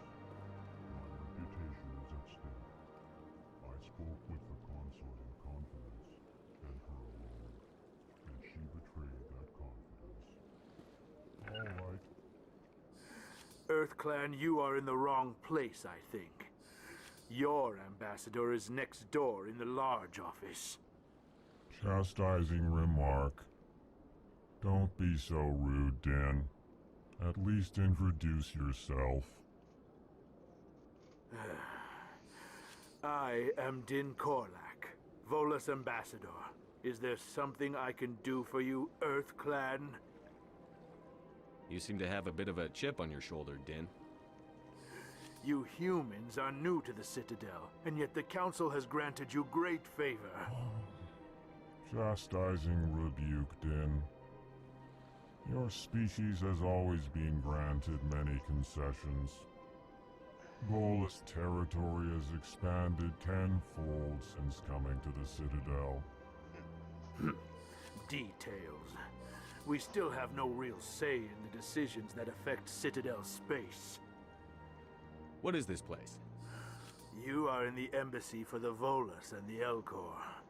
Your ambassador is next door, in his own office. In this shared space, I aid my fellow Volus when I'm not being interrupted. I'd like to know more about the Volus. I'm sure our history and culture would bore you, EarthClan. Actually, I would like to know more about your history. My people came to the Citadel shortly after the Asari and Solarians had discovered it. We were instrumental in establishing a standardized galactic economy. However, despite our long association with the Citadel and our many contributions to galactic society, we still do not hold a seat on the Council. Tell me about Volus culture. We are tribal by nature, but our ways are not violent. We barter and trade our lands and tribe members in order to increase status. Larger tribes often engulf smaller ones and eventually split again. Our society is very malleable, and our government is always shifting and changing.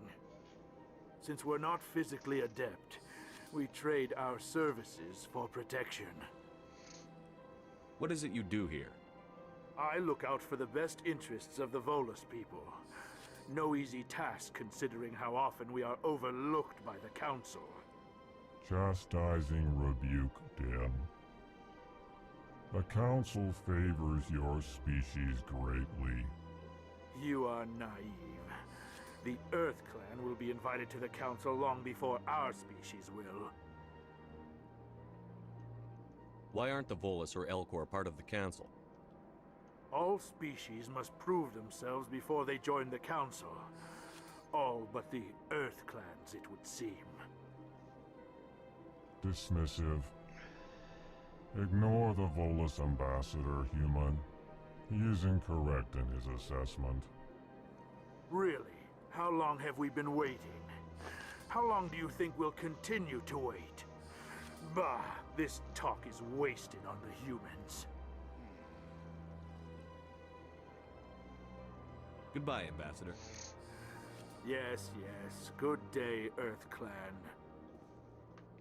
Pleased greeting. I am Ambassador Kalen. Genuine query. Is there something I can do for you this day? Why do you explain what you're about to say? Our people communicate less through words and more through scent and slight movements. Plainly, we discovered our vocal expression was not enough to convey the feelings of our conversations to other species. Why do you bother, Kalen? These Earth Clan don't really care about our ways. Remorseful response, then. You don't truly believe that, and if you do, I am very sorry for you. Tell me more about your species.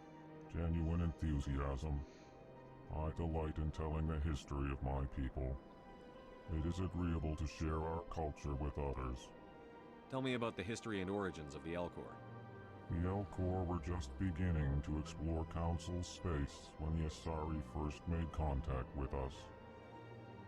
With their help, we discovered the relay closest to our system, and from there the Citadel.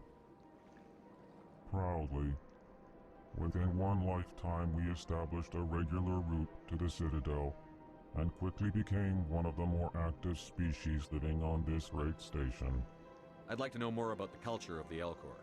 Frankly, we Alcor prefer the safety and familiarity of our own colonies to the confines of space travel. Our society is built on small, tight-knit groups, though we are always welcoming to outsiders. Our government tends to be very stable. Our people are not very comfortable with sudden changes. What do you do here? Modestly, I work to bring the problems and the requests of the Alcor groups to the attention of the Council. Ha! They only give us these positions to keep us quiet. The Council doesn't care about our races. Chastising rebuke. Your tone is inappropriate, Din. This human is not to blame for your malcontent or your misconceived suspicions. Goodbye, Ambassador. Sincere farewell. Hello there, human. Sincere apology, but I am here on business and cannot be distracted right now. You seem distressed. Is there something I can do to help? Alarmed response. You overheard that, did you? This is all going so wrong, and it is the Asari consort's fault. She's the one who started all this. Who's this Asari consort? Curious, you have not heard. You must be new to the Citadel. Everyone knows Sha'ira, the consort. I cannot speak more about this problem. It is too sensitive. Suffice it to say, she has compromised my authority as a diplomat.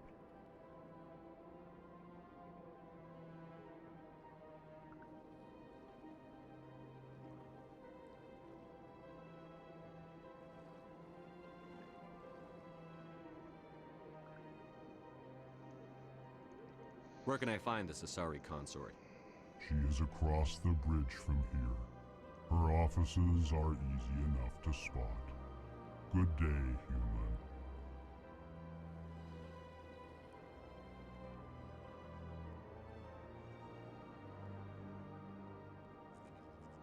Alright, give me a moment here.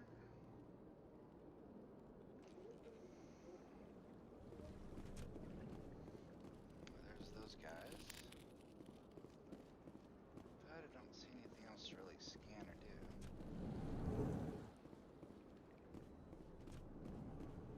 And that's the human still. And I don't think there's anything here.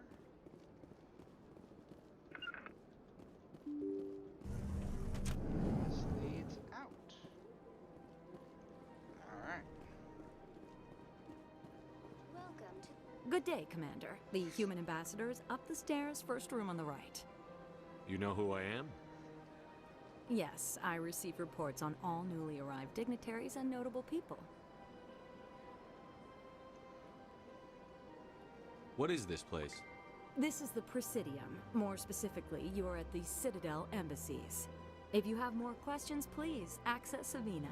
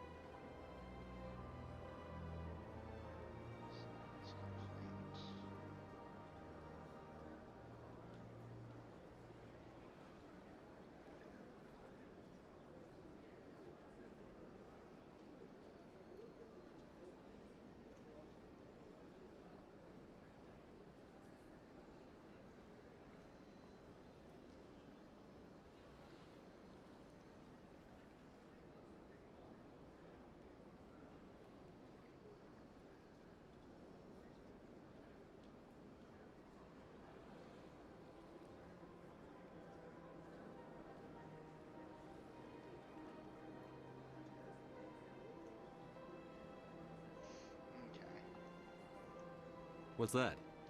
Oh, Avina is the virtual guide for the Citadel. Feel free to access the terminal yourself. What's your name? What do you do here? My name is Safiria. I'm the administrative assistant for the embassies. You seem to be distracted. The embassies are the hub of all Citadel politics. When you represent trillions of citizens, it tends to get a little busy. I should be going now. Have a pleasant day.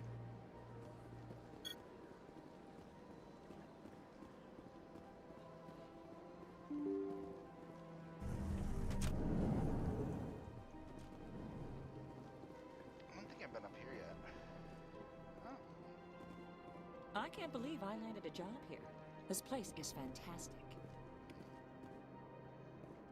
Some more codex stuff? Another one of those weird things. Human, delighted, welcome. It is good to meet you. I like these Alcor guys. They're kind of cool.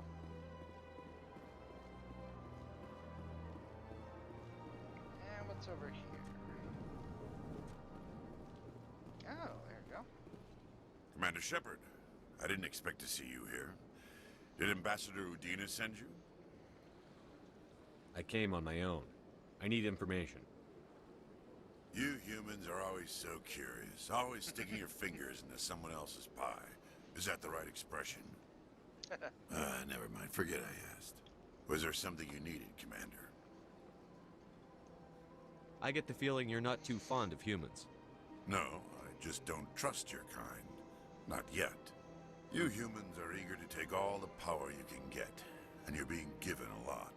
If the Council wants to make humanity their new favorite pet, that's their business.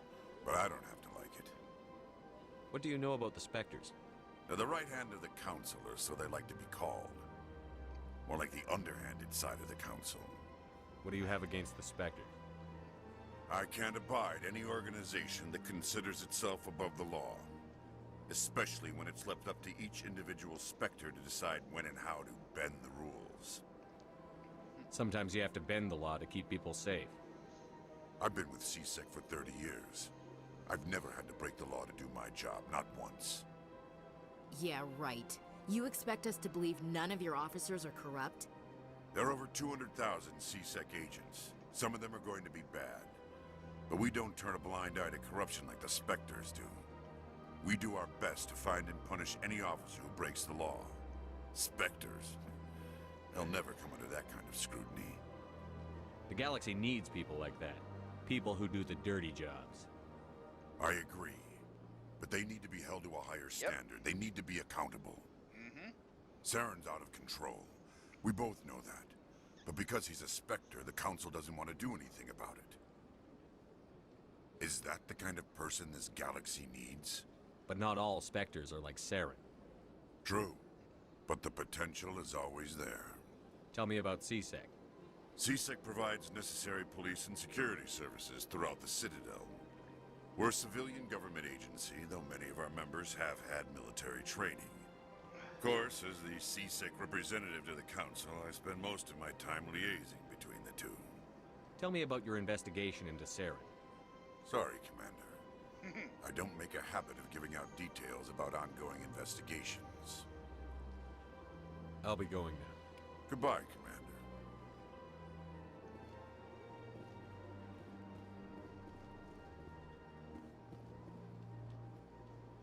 I'm just gonna hack into your computer, don't mind me.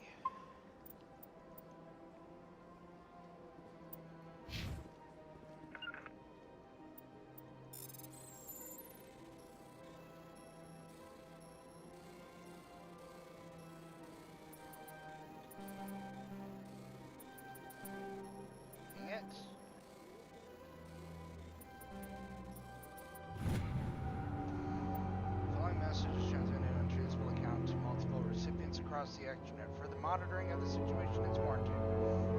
My fellow biotic, you have been selected to receive this transmission because of our shared plight. Few understand us, few tolerate us. We must stand together, we must build our own new world. Come join us in the Hawking Edda cluster. Only as one body can we right the wrongs done to our kind. That doesn't sound too good.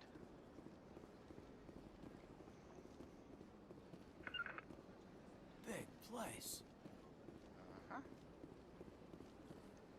I can't tell the aliens from the animals. That's very close-minded of you, lady.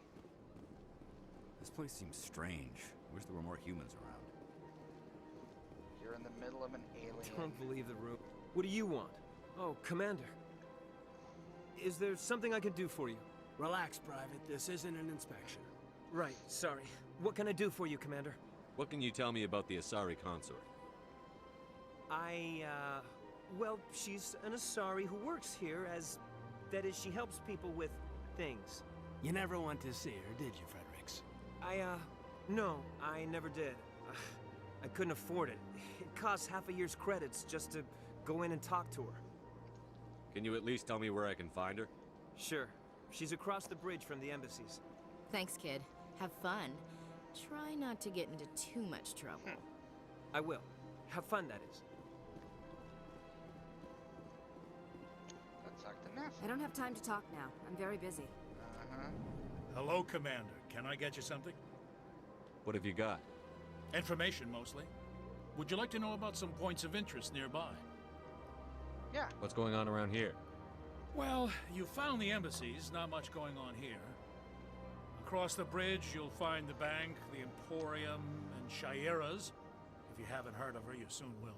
If you need supplies, you can try the markets one level below. For entertainment, I'd try Flux or Cora's Den. What is Shaira's? The consort, she entertains clients who can afford her services. Most of the diplomats and ambassadors have visited her at one time or another. She's a very powerful woman, but also very respected. Tell me about Flux and Cora's Den. Well, Flux has gambling and dancing, certainly more lively than this place. Cora's Den, on the other hand, well, let's just say it's livelier and deadlier, all at the same time. Everything's got to have an underbelly. Goodbye. Ooh, excuse me. So long, Commander. Have a pleasant day. Well, they've built themselves quite the lake. Wonder if anyone ever drowned in it. Why would you even think Sure that? is peaceful here. Actually, you're really making me question whether you're a really good influence maker or not. We try to keep a positive outlook on things. I don't look at a giant star and wonder how many spaceships have crashed into it. Well, maybe sometimes, but not all the time. Welcome to the Presidium. Allow me to be... Greetings and welcome to the Presidium. My name is Avina, and I am pleased to be your virtual guide throughout this level of the Citadel space station. So are you a person or a program? I am a fully interactive virtual intelligence, programmed to provide spontaneous guidance at predetermined locations of interest throughout this level of the Citadel.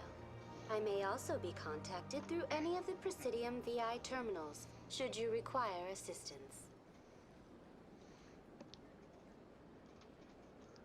Alright, sounds interesting. Give me the tour. You are standing at Presidium Tourism Terminal 1.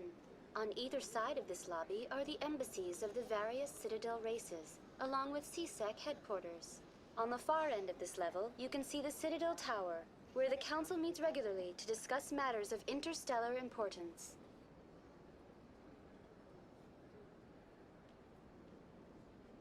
Tell me about the embassies. Each species in Citadel space important enough to be consulted on matters of galactic politics maintains an embassy on the Presidium. The Volus were the first non-council species to be granted an embassy, roughly 2,384 galactic standard years ago. As Citadel space has expanded, more embassies have been added. The most recently added embassy belongs to your own species, humanity. It was added 19 galactic standard years ago, despite some rather vocal opposition.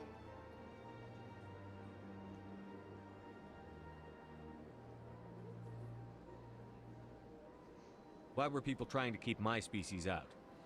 Some species felt humanity was given preferential treatment.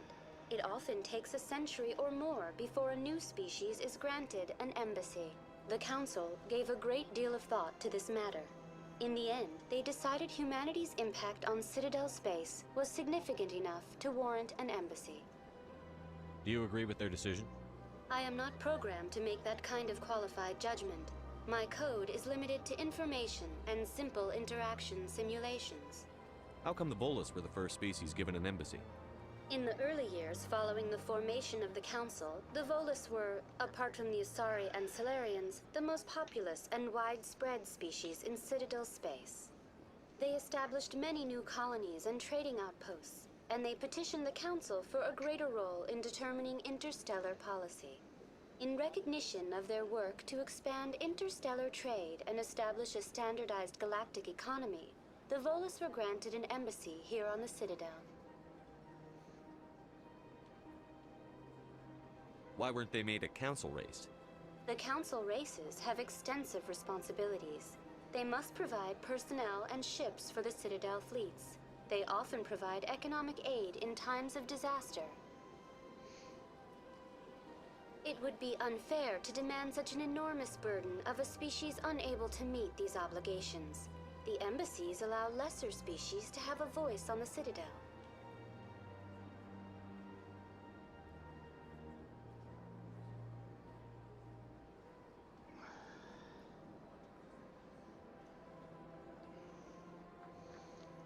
That's pretty damn arrogant.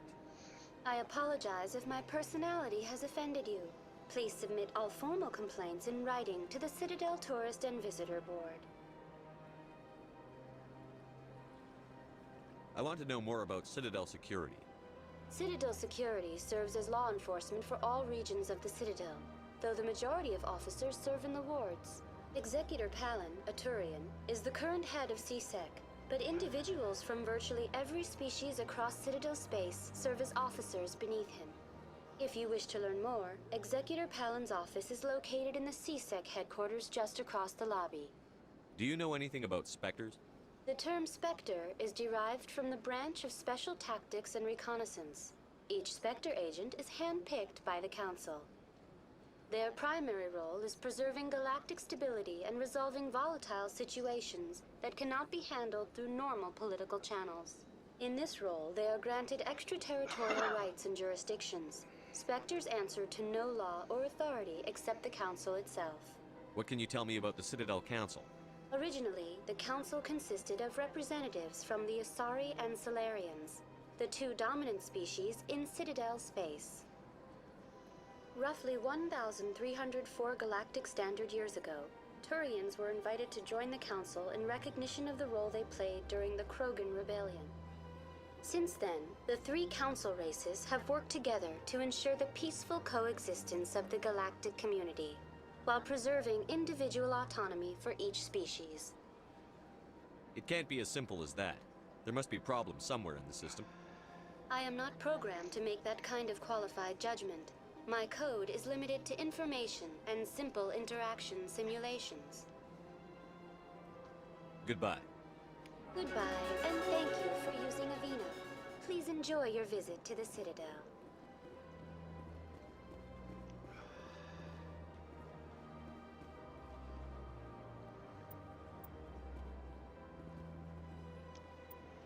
Excuse me. Oh, and that's the little transport thing, and that is to CSEC Academy, to the wards, the Citadel Tower. That's kind of cool. And the Asari is over here. This place is a little too perfect. We're hiding something.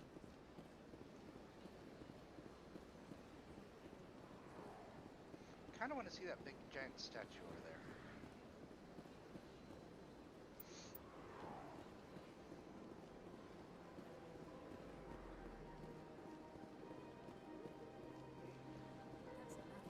I've had my office rearranged 5 times now. 5 times?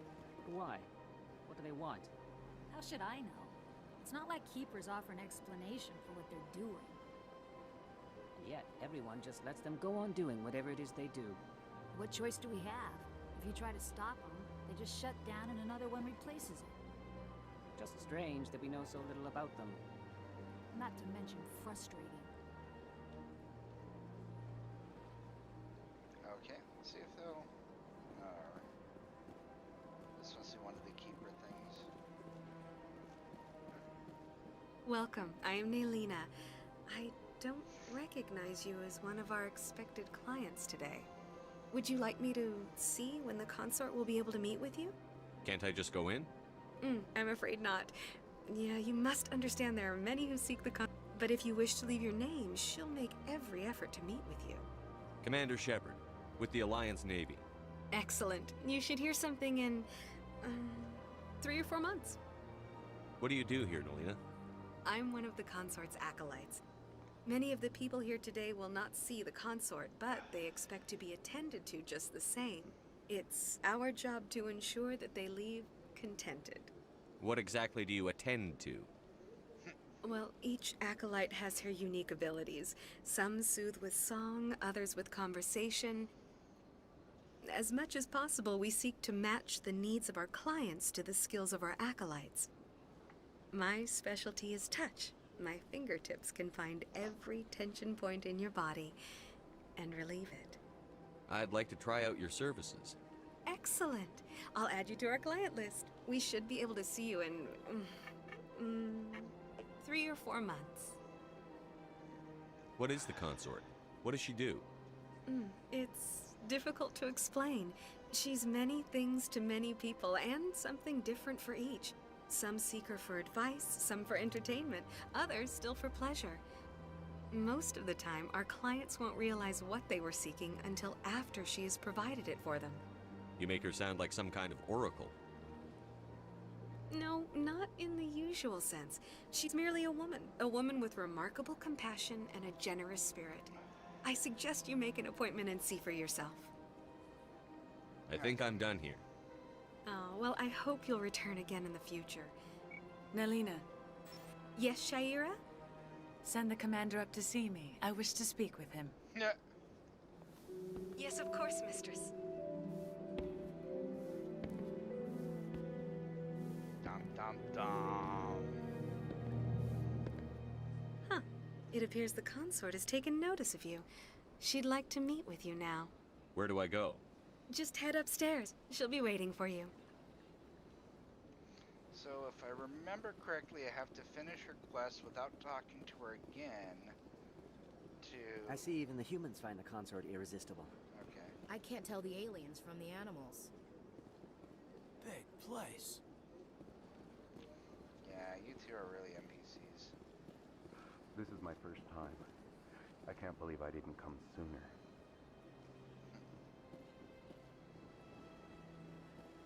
You're with the Alliance? My brother's a private back on Earth. Good for you.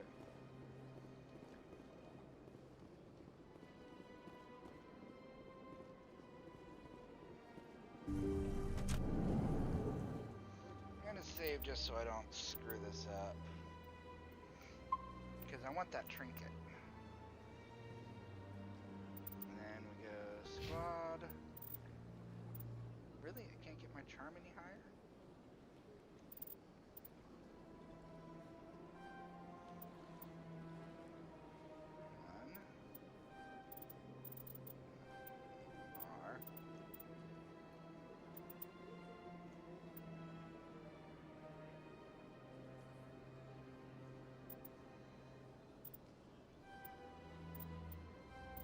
That's good.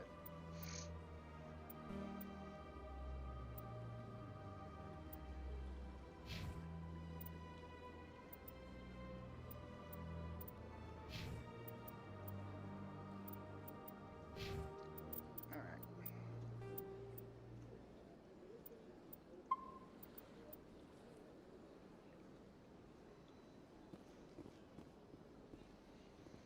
That is close enough, Commander. I've heard a great many things about you since your arrival here in our Citadel. What exactly do you do? That depends on your needs. I offer advice to some, comfort to others. I have a certain problem that could use your expertise. Maybe I can help. I have a friend, Septimus, a retired Turian general. I won't discuss the details, but he wanted me to be more than I could be. We had a falling out. Now he spends his days in Cora's den, drinking and spreading lies about me. If you would speak to him as a fellow soldier, I believe he will listen to you and let the matter be. What happened between you? I respect his privacy too much to go into the details. If he wishes to tell you what happened, that is his prerogative. What exactly do you want me to tell him? Appeal to his sense of honor. Remind him of his position as a general. If you can convince him to stop spreading lies about me, I would be very grateful.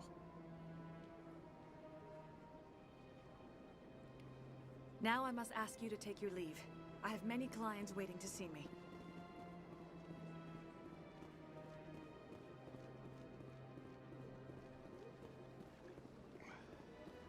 Yes, so we'll be talking to this general. I have to admit I'm a little nervous. That's understandable. Many are a little unsure what to expect their first time. Sure is peaceful here.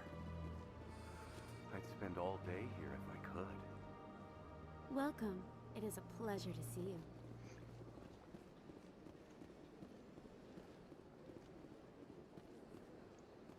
You know, after all of the,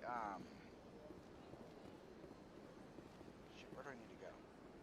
After all this, readings, assignments, missions.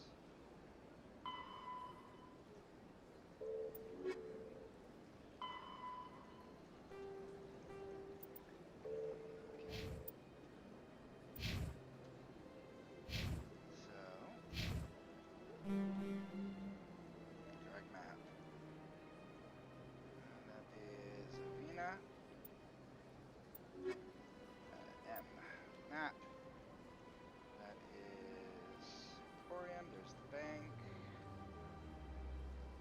Nether Arena. ABC Lounge, full list of Alcors. Destination.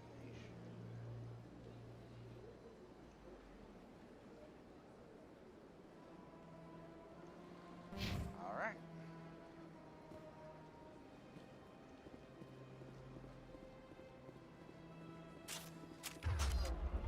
Holster.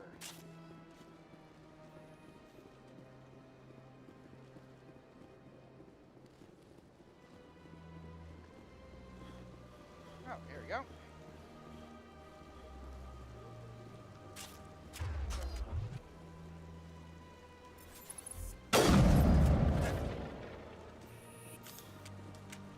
Welcome to Presidium Tourism Terminal 3.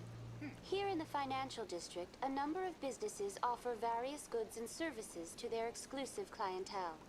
The statue you see before you was commissioned to honor the Krogan soldiers who gave their lives to protect Citadel space during the Ragnar Wars.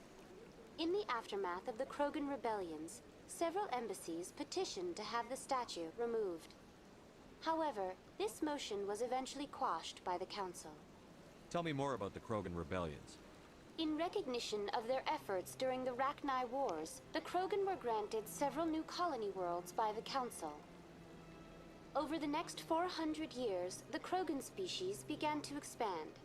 Blessed with an extremely high birth rate, their numbers began to swell. Faced with a critical overpopulation crisis, the Krogan started a violent colonization of nearby worlds inhabited by other Council species. The Krogan rebellions had begun. For a full century, the Council and its member species fought to bring the Krogan under control. With the aid of the newly discovered Turian Empire, they were ultimately successful.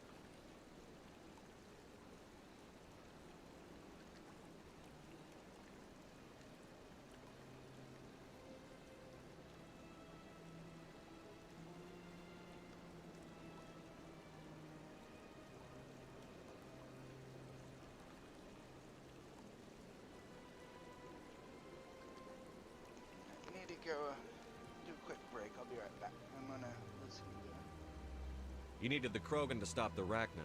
Then you needed the Turians to stop the Krogan. So who's gonna stop the Turians? I am sorry, but that question is beyond my programming parameters. The Turians are members of the Citadel Council. They are not a threat to galactic peace. Why did the Council fight so hard to keep the statue? The Krogan were instrumental in saving the galaxy from the Ragnar threat.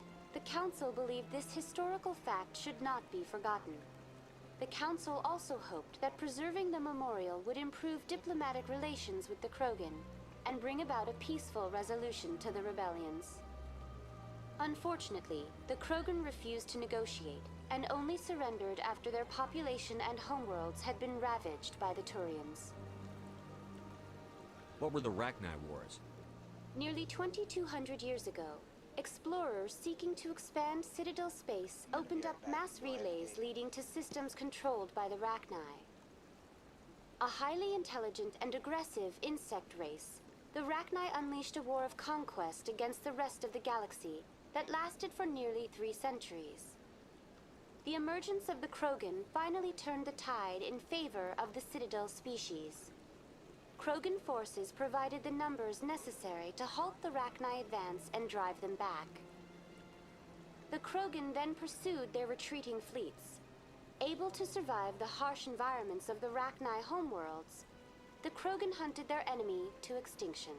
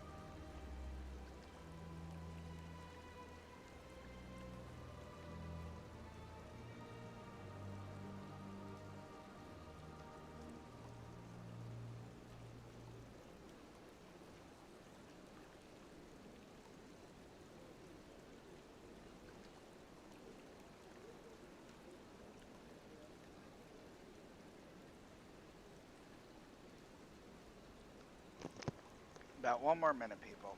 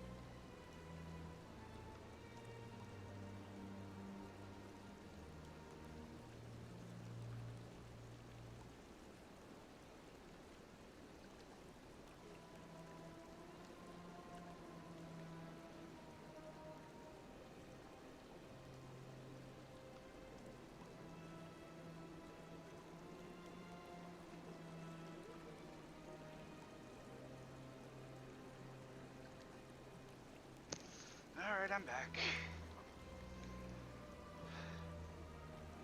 Was it really necessary to wipe them out? I am sorry, but a value judgment of that nature goes beyond my programming. That's all for now. Thank you for using Avina. Have a pleasant day.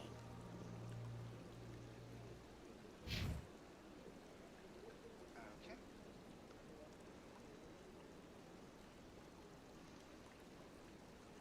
Oh, let's go to the Emporium. I mean, since we're here.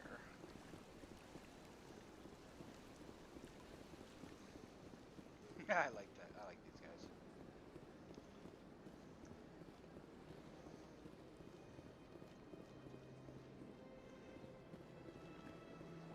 Ah, human. This one is greatly pleased to see you here in my decadent emporium. Who are you? This one's face name is Delaninder, though many in this place simply refer to it as Delan. Please take time to examine the fine goods it has for purchase, all of great worth. Why do you refer to yourself as this one, it? You could be a little For bit the nicer same when you reason that ask. humans are so inquisitive. It is part of our culture. Specifically, Hanar only refer to themselves in the first person with family or intimates. And we rarely do so with other species. It is just our way. Who are you? This one's face name is Delaninder, though many in this place simply refer to it as Delan. Please take time to examine the fine goods it has for purchase, all of great worth. What exactly do you sell? Only the finest and most luxurious items that credits can buy. This one is able to procure almost any item the human would desire, for a price, naturally. I'd like to see these rare and wonderful items. Oh, this one is pleased to do so, human. You will not be disappointed. Let's view the standard items. Got a Firestorm, heavy armor, medium armor, light armor, Liberator. Damn. Oh, hey, we can do this. And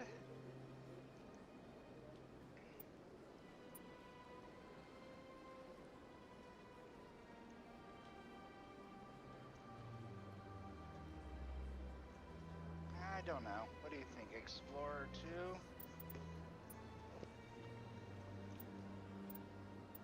Nah. Alright, let's see now. Let's go talk to the other Avina. I don't think there's anyone else to talk to over there. Oh, what is up those stairs? I don't think I've ever been there. I see stairs. Anything a little hidden and secret back here? No, just one of those weird guys.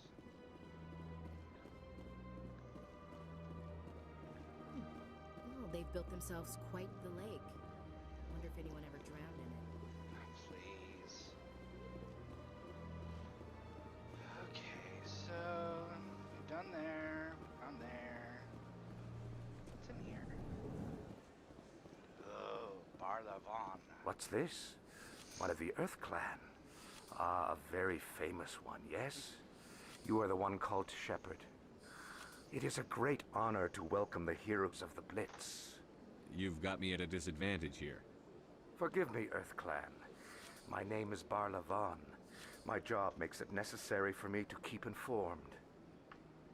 I am a financial advisor to many important clients here on the Citadel. When someone as important as yourself arrives on the station, of course, I take notice. Tell me more about your job. Galactic finance is incredibly complex. A mix of laws and regulations from dozens of interstellar economies. I'm an expert in how all these economies interact. For a fee, I share my expertise. Sounds like the kind of I job also used offer to have. premium services for those clients who need someone to conduct business without drawing unwanted attention. Discreet and efficient. That's my motto.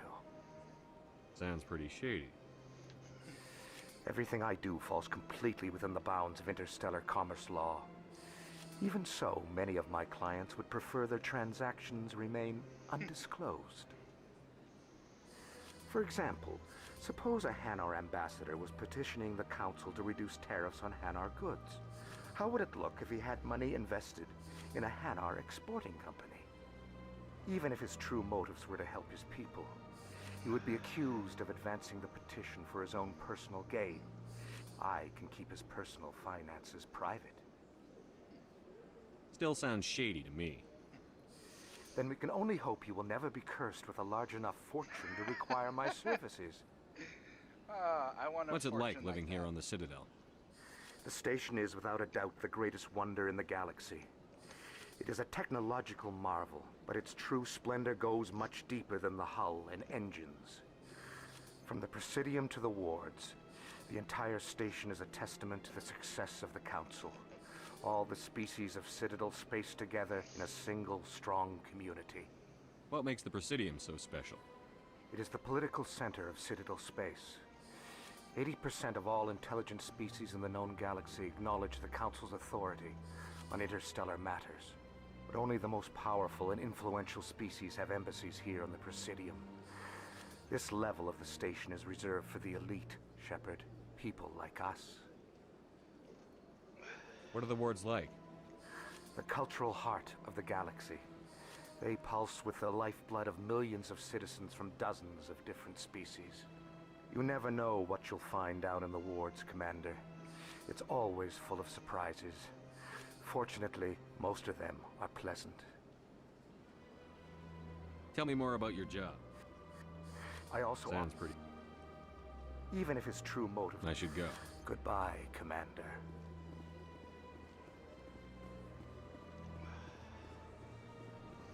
There's the rapid transport, but I don't want to do that yet.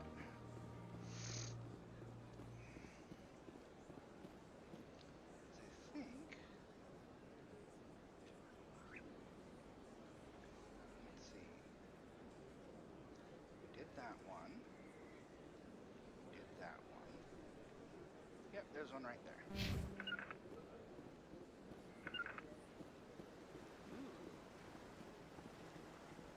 Another sculpture.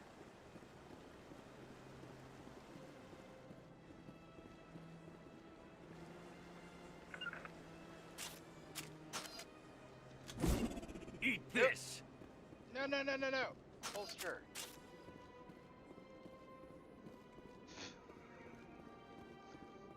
Did not mean to throw a grenade and shoot the guy. That's not what I'm... secured. Look at that bug thing over there. What's it doing? Please do not disturb the Keeper. This place is a little too perfect. Like they're hiding. Welcome to Presidium Tourism Terminal 2. You are standing near the base of the Citadel Tower, one of the Presidium's most recognizable and important structures. Behind me is the spectacular Relay Monument, a scale model representation of a Prothean mass relay. To your left is one of the Keepers, the enigmatic caretakers of the Citadel, working on a control panel. You may see Keepers involved in various tasks throughout all levels of the Citadel. We ask that you do not interfere with them in any way.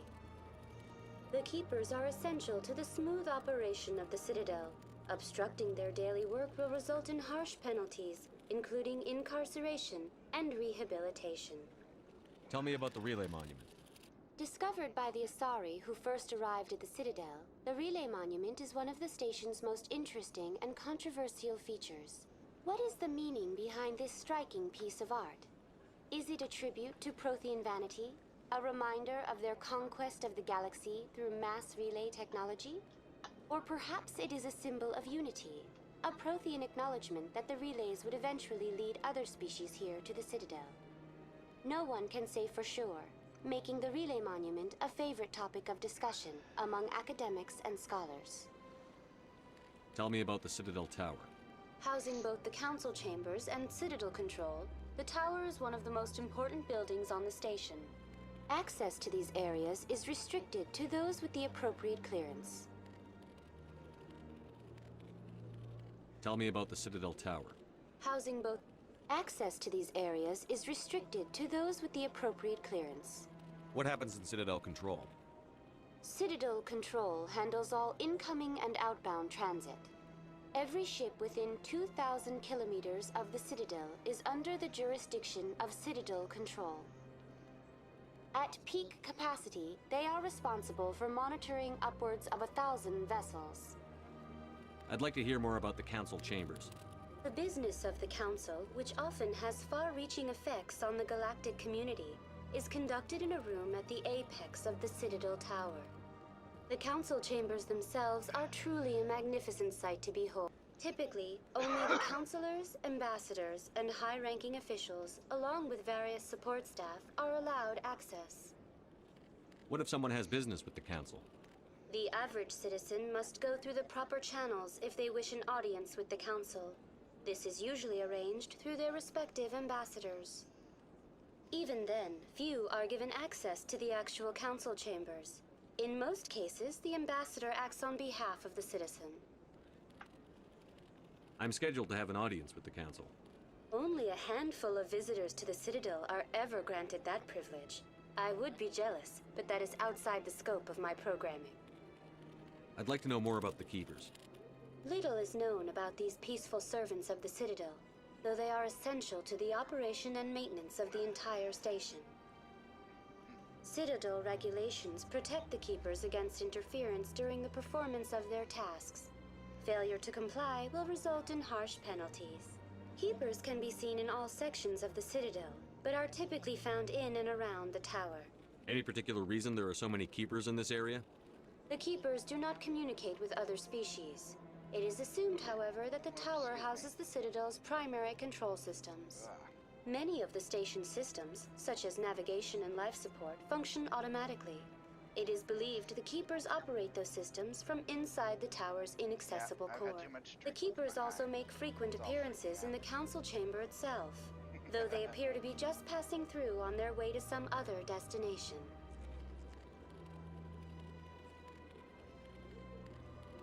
That's all for now. Thank you for using Avina. Have a pleasant day. Okay.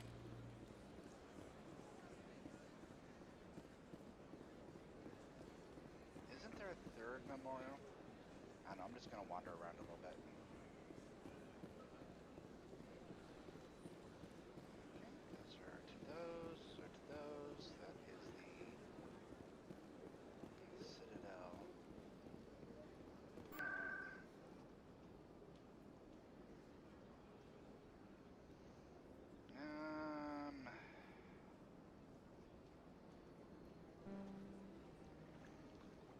Well, let's talk to let's get the city council stuff done first.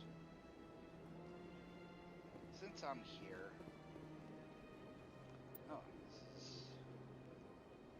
Okay, well then we'll go this way then.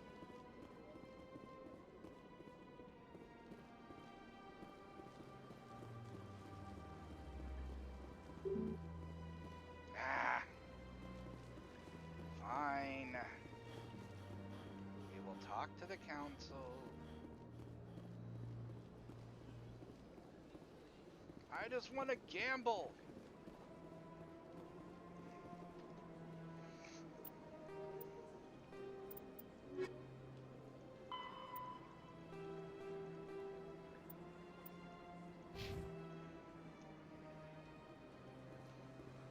Follow the arrow. Follow the arrow, shepherd. Oh, wait, there's a car here, right? Boop. No, I can't go boop there.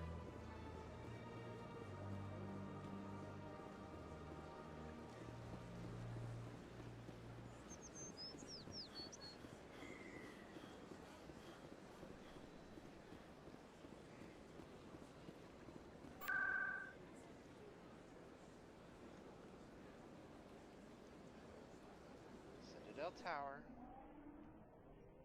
Whee! Yeah! Space! It's space! Saren's hiding something. Give me more time. Stall them. Stall the council? Don't be ridiculous. Your investigation is over, Garrus. Well, hello there. Commander Shepard, Garrus Vicarian. I was the officer in charge of the CSEC investigation into Saren. Sounds like you really want to bring him down. I don't trust him. Something about him rubs me the wrong way. But he's a Spectre. Everything he touches is classified. I can't find any hard evidence.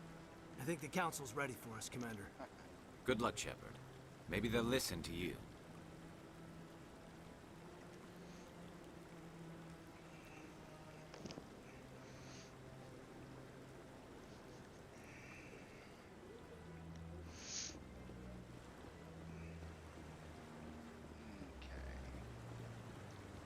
Talking to you.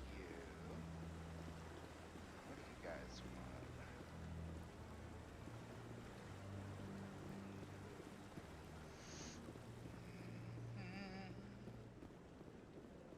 Da da da da.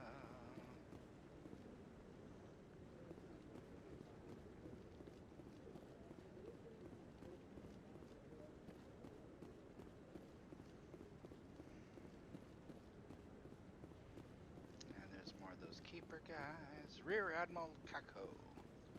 No, I'm waiting to speak with one of the Councilor's assistants.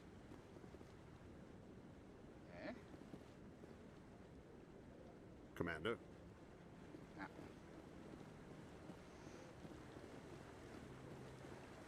Hello. Hello. Hello. How are you? I want to poke you. I'm just looking. want to look closer. Excuse me, I'm trying to look in your eyeball. What? Wow, they are creepy looking. Sure, you don't want to waste another grenade. No, I just want to ask a couple of questions.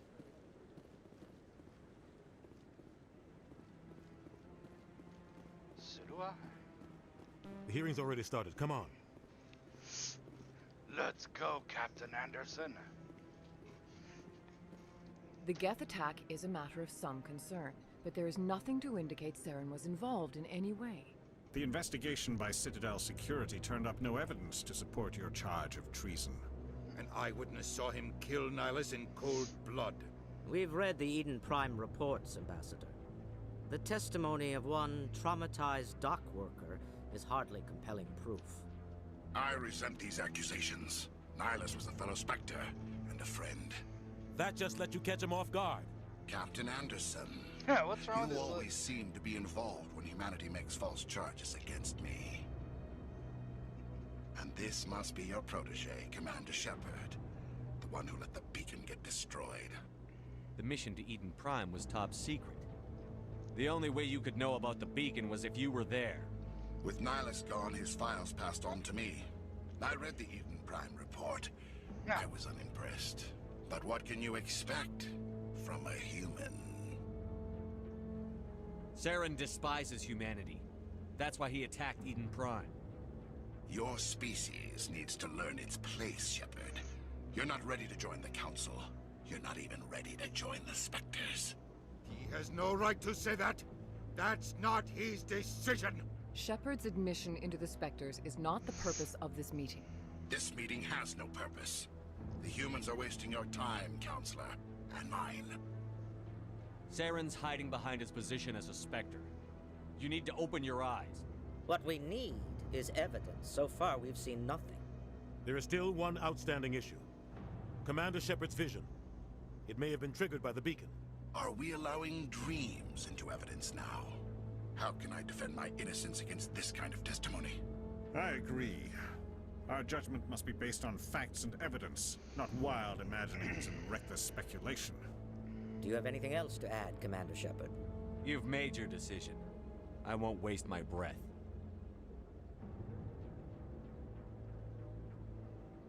The Council has found no evidence of any connection between Saren and the Geth.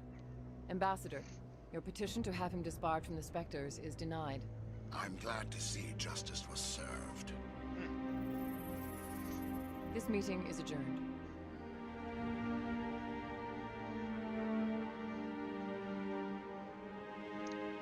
Just throw yourself off. You're useless. It was a mistake bringing you into that hearing, Captain. You and Saren have too much history. It made the Council question our motives. I know Saren. He's working with the Geth for one reason. To exterminate the entire human race. Every colony we have is at risk. Every world we control is in danger. Even Earth isn't safe. Tell me about this history between you and Saren. I worked with him on a mission a long time ago. Things went bad. Real bad. We shouldn't talk about this here. But I know what he's like. And he has to be stopped. What's our next step? As a Spectre, he's virtually untouchable. We need to find some way to expose him. What about Garrus, that C-Sec investigator? We saw him arguing with the Executor. That's right. He was asking for more time to finish his report. Seems like he was close to finding something on Saren. Any idea where we could find him? I have a contact in C-Sec who can help us track Garrus down. His name is Harkin. Forget it. They suspended Harkin last month, drinking on the job. I won't waste my time with that loser. You won't have to. I don't want the Council using your past history with Saren as an excuse to ignore anything we turn up. Shepard will handle this. You can't just cut Captain Anderson out of this investigation. The Ambassador's right. I need to step aside. I need to take care of some business. Captain, meet me in my office later. Harkin's probably getting drunk at Cora's Den. It's a dingy little club in the lower section of the wards. Maybe there's another way to find evidence against Saren. You should talk to Barla Vaughn over in the financial district. Rumor has it he's an agent for the Shadow Broker. The Shadow Broker? An information dealer. Buys and sells secrets to the highest bidder. I've heard Balavan's one of the top representatives. He might know something about Saren, but his information won't come cheap. You and Saren have a history. What happened? About 20 years ago, I was part of a mission in the Skillian Verge. I was working with Saren to find and remove a known terrorist threat. Saren eliminated his target, but a lot of people died along the way, innocent people. And the official records just covered it all up. But I saw how he operates. No conscience, no hesitation. He'd kill 1,000 innocent civilians to end a war without a second thought. Killing innocents doesn't end wars, it causes them. I know how the world works, Commander. Sometimes you're forced to make unpleasant decisions, but only if there's no other way. Saren doesn't even look for another option. He's twisted, broken. He likes the violence, the killing. And he knows how to cover his tracks. Killing innocents doesn't end I know wars. how the world works, but only if there's no other way. Saren doesn't even look for another option. Killing innocents doesn't I end know, but only if there's no other way. I wonder if that's like a bug. Saren doesn't if even I look for another option. I'm going to do it He's one twisted, more time. killing And see if there's but a whole only bunch of if there's no other way. ones. Saren doesn't even look for another option. He's twisted, broken. Our ambassador doesn't seem to get along with the Council. He's just frustrated. The Council's always preaching that we need to be part of the galactic community. But for them, it's a one-way street. They want us to expand and settle unstable regions like the Skillian Verge and the Attican Traverse. But when we run into trouble, they don't want to help us out. Everyone knows it's only a matter of time until we get a seat on the Council. The ambassador just thinks it should happen sooner rather than later. And I agree.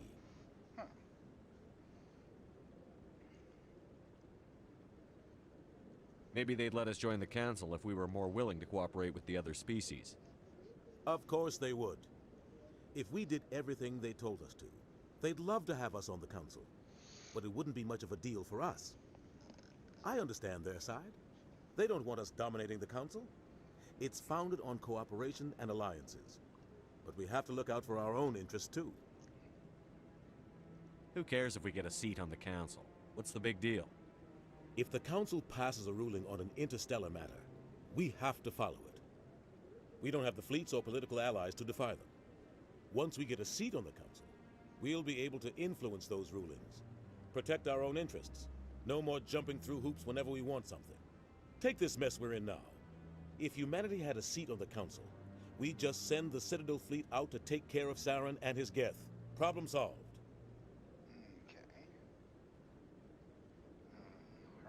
You don't think much of Harkin. The guy joined CSEC about 20 years ago. He's been an embarrassment to our species ever since. Roughing up suspects in custody, bribery accusations, alcohol and drug use. The embassy used to step in when he got in trouble. But I guess enough was enough. The guy's a scumbag. He should have been cut loose a long time. He was one of the first human CSEC officers. Guess it would have looked bad if he got fired. A lot of backroom deals were worked out over the years to keep him on the force. Politics is a dirty business sometimes, but it looks like his time's run out. We've got enough humans in CSEC now to stop protecting him. I want to know more about the Spectres. They're not your typical government agency. They tend to work alone, behind the scenes. They take care of problems the Council can't. It's not easy preserving peace across an entire galaxy. The Council prefers to use diplomacy and negotiation. But sometimes more extreme measures are needed. How do they decide who becomes a Spectre? You can't just apply to join. There's no training program. Spectres aren't made. They're born. The Council's always looking for exceptional individuals. People who can get the job done, like you. They've been watching you for years. They see something in you. They want you on their side. Nihilus was supposed to give them a final recommendation, but with him gone, things are still up in the air. What's their command structure like? There is no command structure. Each Spectre answers directly to the Council. Sometimes they're sent on specific missions. Other times, they act on their own. They tend to operate outside the law, do whatever it takes to accomplish their goals. The Council just turns a blind eye. Spectres have a lot of power, Shepard. They sound like shadow operatives. Everything about them is classified. We don't even know how many there are. The latest Alliance estimate puts their numbers under 100. But the Council couldn't do its job without them. They're the Citadel's top agents, the last line of defense, the final option before open war. The entire galaxy respects and fears them. If a Spectre shows up, you know something big is about to happen. What happens when a Spectre goes rogue, like Saren? It doesn't happen often. The Council is careful when they select their candidates. But when something does go wrong, there's usually only one solution. Send another Spectre to bring the rogue agent down. Tell me about Barlavon. He specializes in moving large sums of money without leaving a paper trail. A financial genius, doesn't do anything illegal, but he knows all the loopholes. He's got an impressive client list. Ambassadors, diplomats, Spectres. That's probably why the Shadow Broker uses him. You and Saren have a history. About 20, but I saw how he operates. Okay. No conscience, no hesitation. Tell me more about the Shadow Broker. He's a necessary evil of galactic politics. Buying and selling information is a part of the game, and the Shadow Broker just happens to be the best player on the field. Always sells to the highest bidder. Doesn't get involved in politics, doesn't pick sides. A simple system, but it works. He's not a threat to anyone, not directly. He's just a resource we can use, or she is. Or maybe they are. Nobody really knows. I should go. Good luck, Shepard. I'll be over in the embassy. Nah, I only got 2 Paragon. Sheesh. Nope. I need to stop wasting my grenades.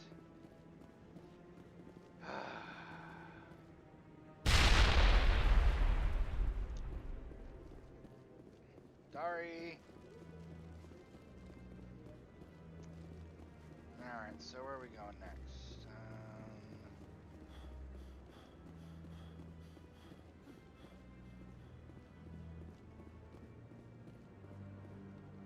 Whee!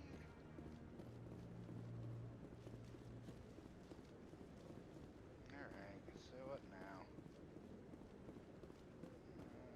That guy's up to something. What guy? The one over by the Keeper. No, I have. Commander?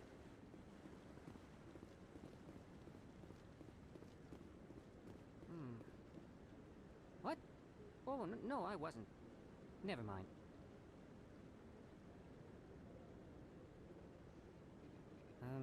Yes, is there something you want? Why are you so interested in the Keepers? Keepers? I've got no interest in the keep... Don't get coy. I know what I saw. I'm not so sure I should be talking to you about this. Just tell me what you're doing. I'm not here to get you into trouble. All right. I guess it wouldn't hurt to tell you. I'm using a small scanner to gather readings on the Keepers. So far I've had mixed results. I find it difficult to get near the creatures. Why were you being so secretive about it, though? Well, technically we're not supposed to disturb the Keepers. I don't really think my scanning disturbs them, but the authorities might disagree. I'd like to do it more openly, but it's not really worth getting arrested over. I could help you out. I'm not worried about the authorities. I don't even know who you are. I'm Commander Shepard, with the Alliance military. Well, I suppose I could use the help. You'll need this. It's the scanning device I developed. Activate it each time you see a Keeper. All collected data will automatically upload to my database. I'll even send a few credits your way for each unique scan. What are you doing with the data once you've scanned it? Trying to learn whatever I can about the Keepers. We see them working everywhere, yet we know so little about them. I'm a scientist. I want to know what makes them tick. I should get going then. Yes, I have much work myself. So long, and good luck with the scanning.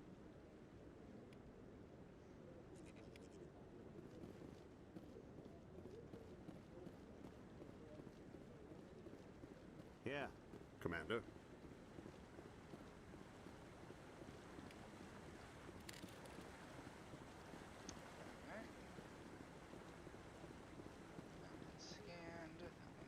Yes, I'm still waiting.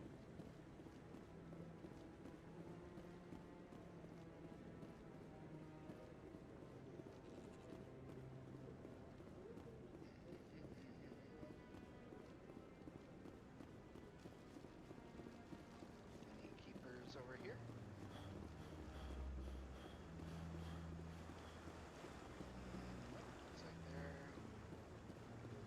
sure have to climb a lot of stairs to reach the council. I think that's supposed to be symbolic of their... Yep, there's one.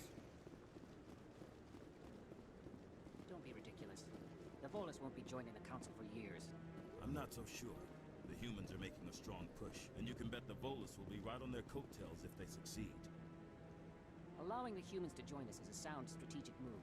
But the Volus? No. The Hanar are likely to be next, then the Alcor. You may be right, though the Hanar need to lighten up a bit first. You just don't like them because you have trouble understanding.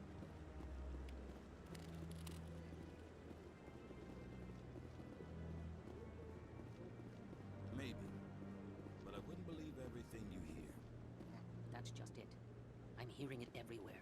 It's not just isolated rumors. Do you really think Saren could be involved in something like that without the Council knowing it? Maybe the Council does know. Everyone already assumes he's just doing their dirty work. That's dangerous talk. I'd be careful who you mention that to. I know. But if it's true, shouldn't we be doing something about it? No. And I'll thank you to keep me out of it if you do.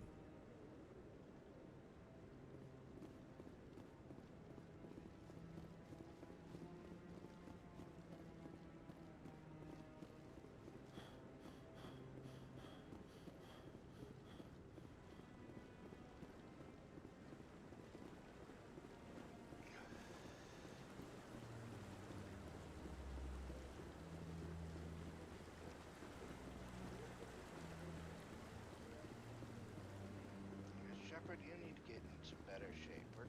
We're not using...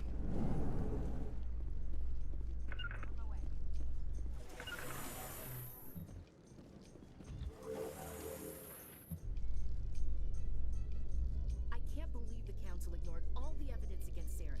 Saren's one of their best operatives. It's only natural they take his word over ours.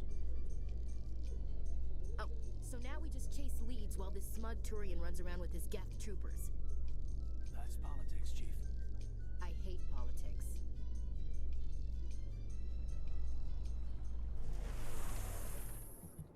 Destination blocked.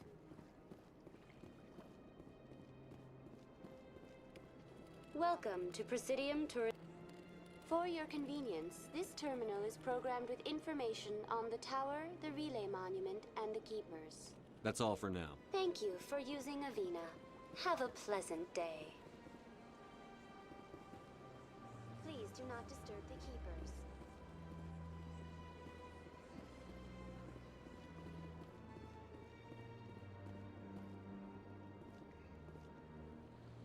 Welcome to For your convenience, this terminal is programmed with... I'd like to know more about the... Keepers can be seen in all sections of the city. Any particular... The Keepers also make frequent appearances in the Council chamber. Thank you for using Avina. Have a pleasant day. Alright, so I want to try to get all the keepers here.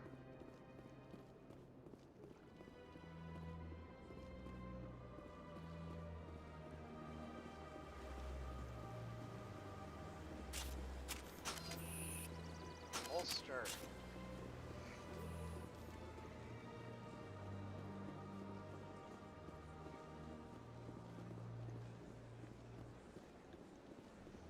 We'll stick on this side first. And while we're here, let's talk to them. Is there anything I can do for you today, Commander? I've heard you work for the Shadow Broker. Do you have any information about Saren? You're very blunt, Shepard. But you're right. I am an agent for the Shadow Broker. Yeah. And I do know something about Saren.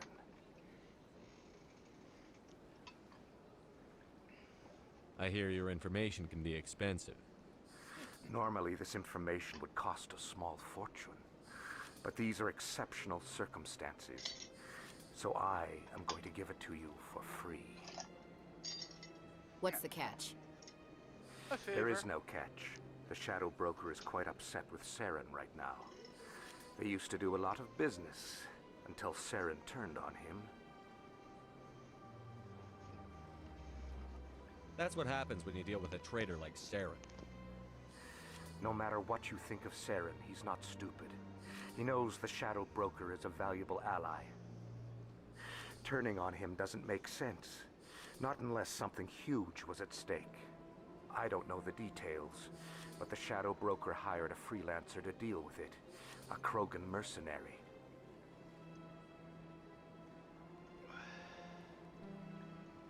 That's not much to go on.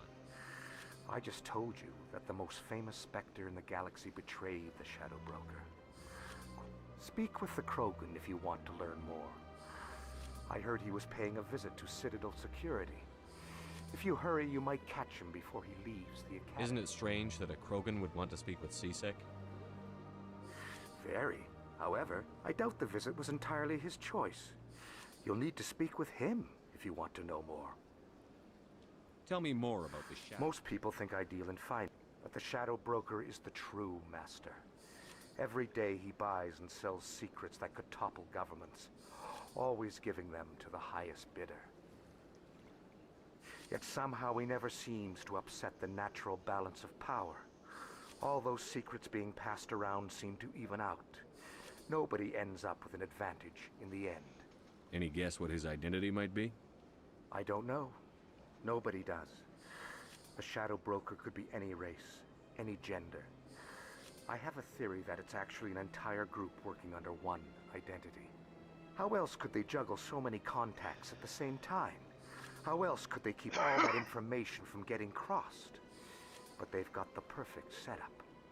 Every government is forced to play their game so they don't get behind. But no matter how long you play, no matter how many secrets you buy, you can never win.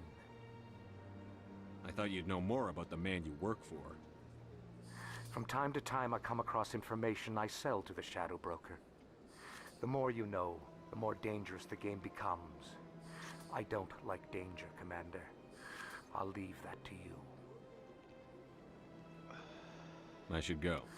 Goodbye, Commander.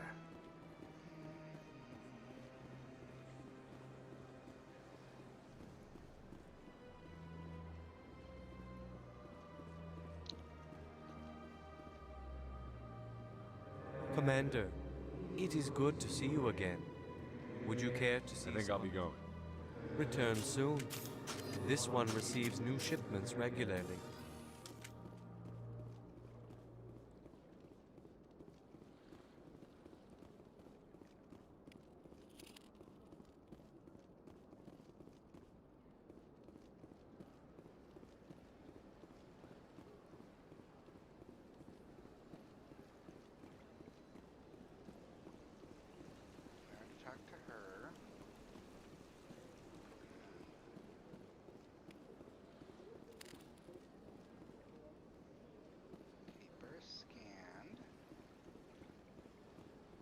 Gonna stick to this side for now.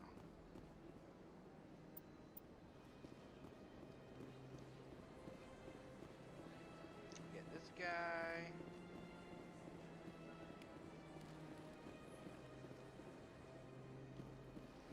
And don't mind me. I see even the humans find the consort irresistible. Welcome. It is a pleasure to see you.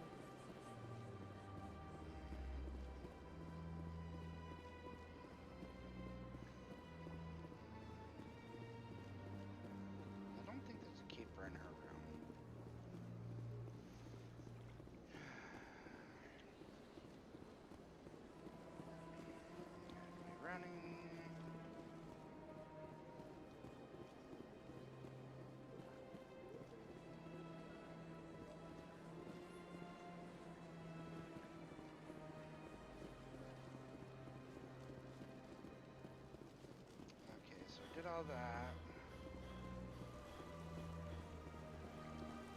Got that one. Alright, we're gonna go across. Got that.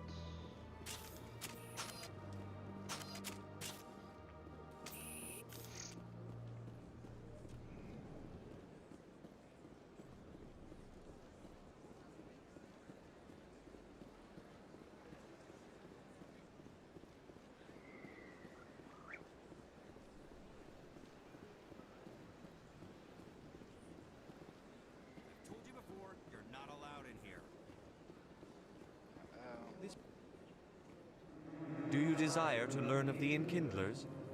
Or has the Honorable C-Sec officer enlisted assistance? Why is the CSEC officer harassing you? The CSEC officer requests that this one purchase an evangelical permit to spread the truth of the Enkindlers. So you're breaking the law by preaching without a permit right now? The CSEC officer states that preaching in this place is forbidden, and preaching anywhere on the Citadel requires a permit. This one humbly submits that it is not preaching to state the truth of the Enkindlers, and thus no permit should be necessary. Who are the Enkindlers? Your people know them as the Protheans. They are the true creators of this one's people. The Enkindlers raised the Hanar from ignorance into consciousness by granting this one's people the gift of speech.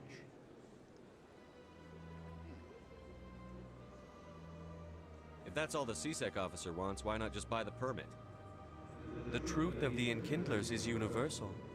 This one humbly believes that the truth should not be suppressed. Exacting payment as a means of imposing limits upon the truth is an abrogation of this one's religious freedom. Let me talk to the CSEC officer. Perhaps I can explain this. This one would be most grateful. That Hanar refuses to listen to reason. Why can't it act in an orderly and lawful manner? Are there laws being broken here?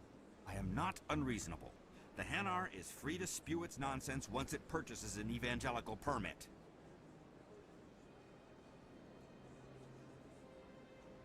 So if the Hanar gets a permit, it's allowed to preach? No. Registered evangelicals must follow regulations. There are specific areas where preaching is legal. Failure to follow the regulations results in the forfeiture of the license. What's the purpose behind the evangelical permits? Forcing religious evangelicals to register for a permit weeds out undesirables. It keeps the area safe. The Citadel is too important to become a battleground for a religious war.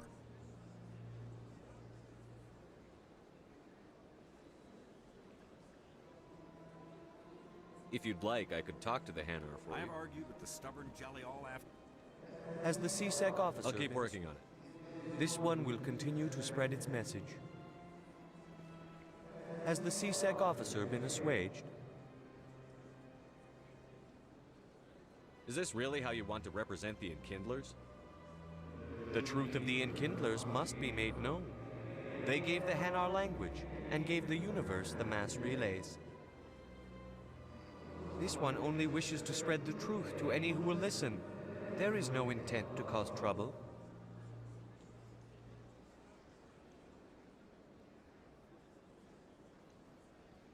What if I purchase the evangelical permit for you? Finances are only a partial limitation. This one does. However, this one also does not possess the 150 credits necessary. I'll be back. This one will continue. Okay, so when I go up, my charm can't go up any higher.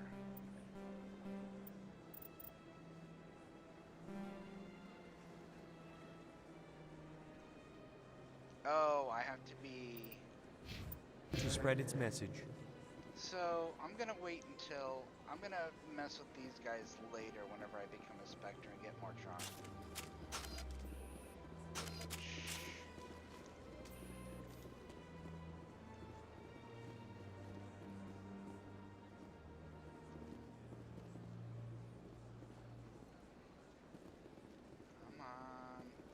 Please do not disturb the keepers. Hey.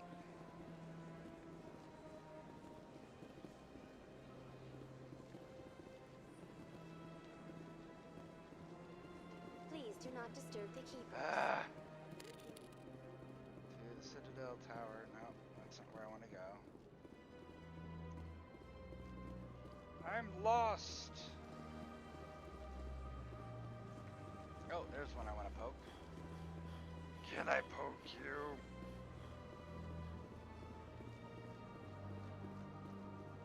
Can. To the wards.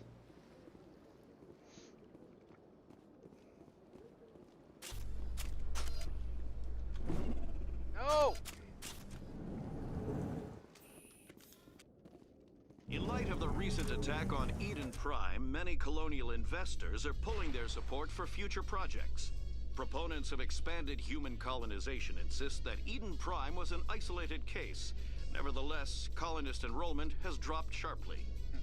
Many colonial proposals are on hold until backers have some reassurance that human colonies will be adequately protected.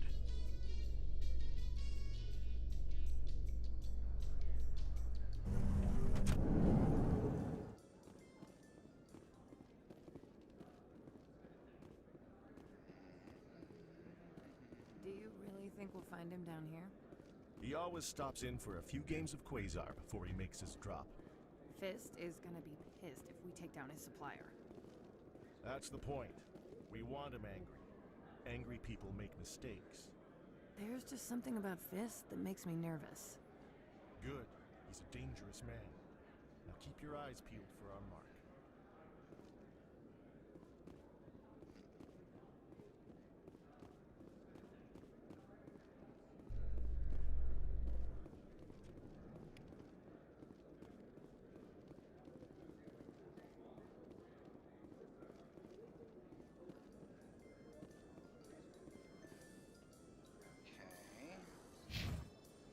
Flux and ward access.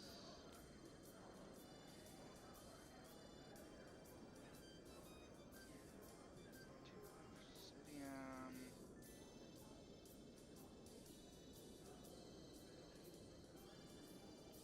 Okay, so I guess I gotta go in here. A Solarian excavation team has run into an unexpected problem after unearthing a Prothean dig site. Hanar protesters have blockaded the dig site, claiming that artifacts of the Enkindlers, as the Hanar call them, should not be disturbed. The excavation team has appealed to Hanar representatives on the Citadel to reach a diplomatic solution.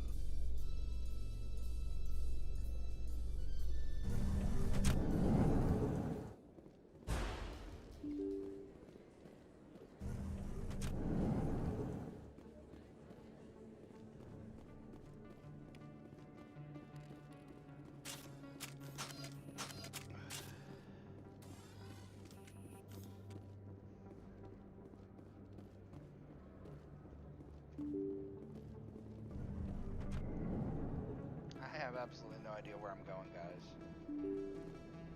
I'm just walking around. Oh, I remember where this place is. Hey, Morlan. Hello there. Welcome to Morland's famous shop. You want many good supplies, yes? Let me see what you have. Oh, you will be pleased, I think. Very good things I have. You will see. Assault rifle. And yes. And I will take the Medigel upgrade.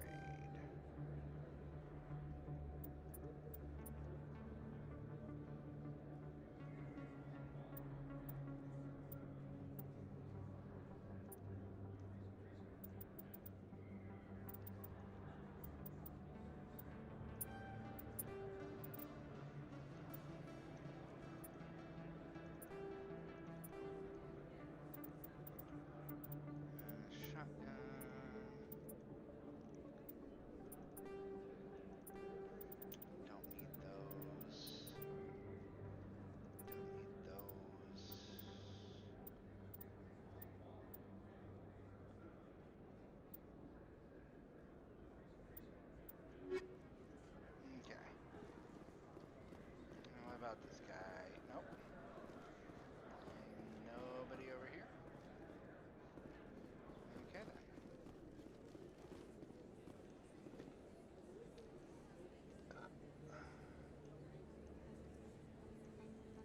There we go. I will be right back.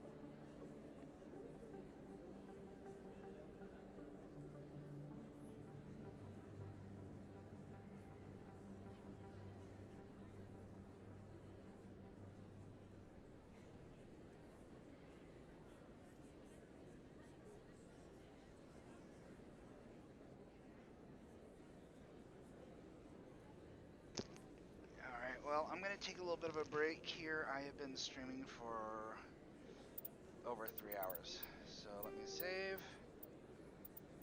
And we will pick this up next week.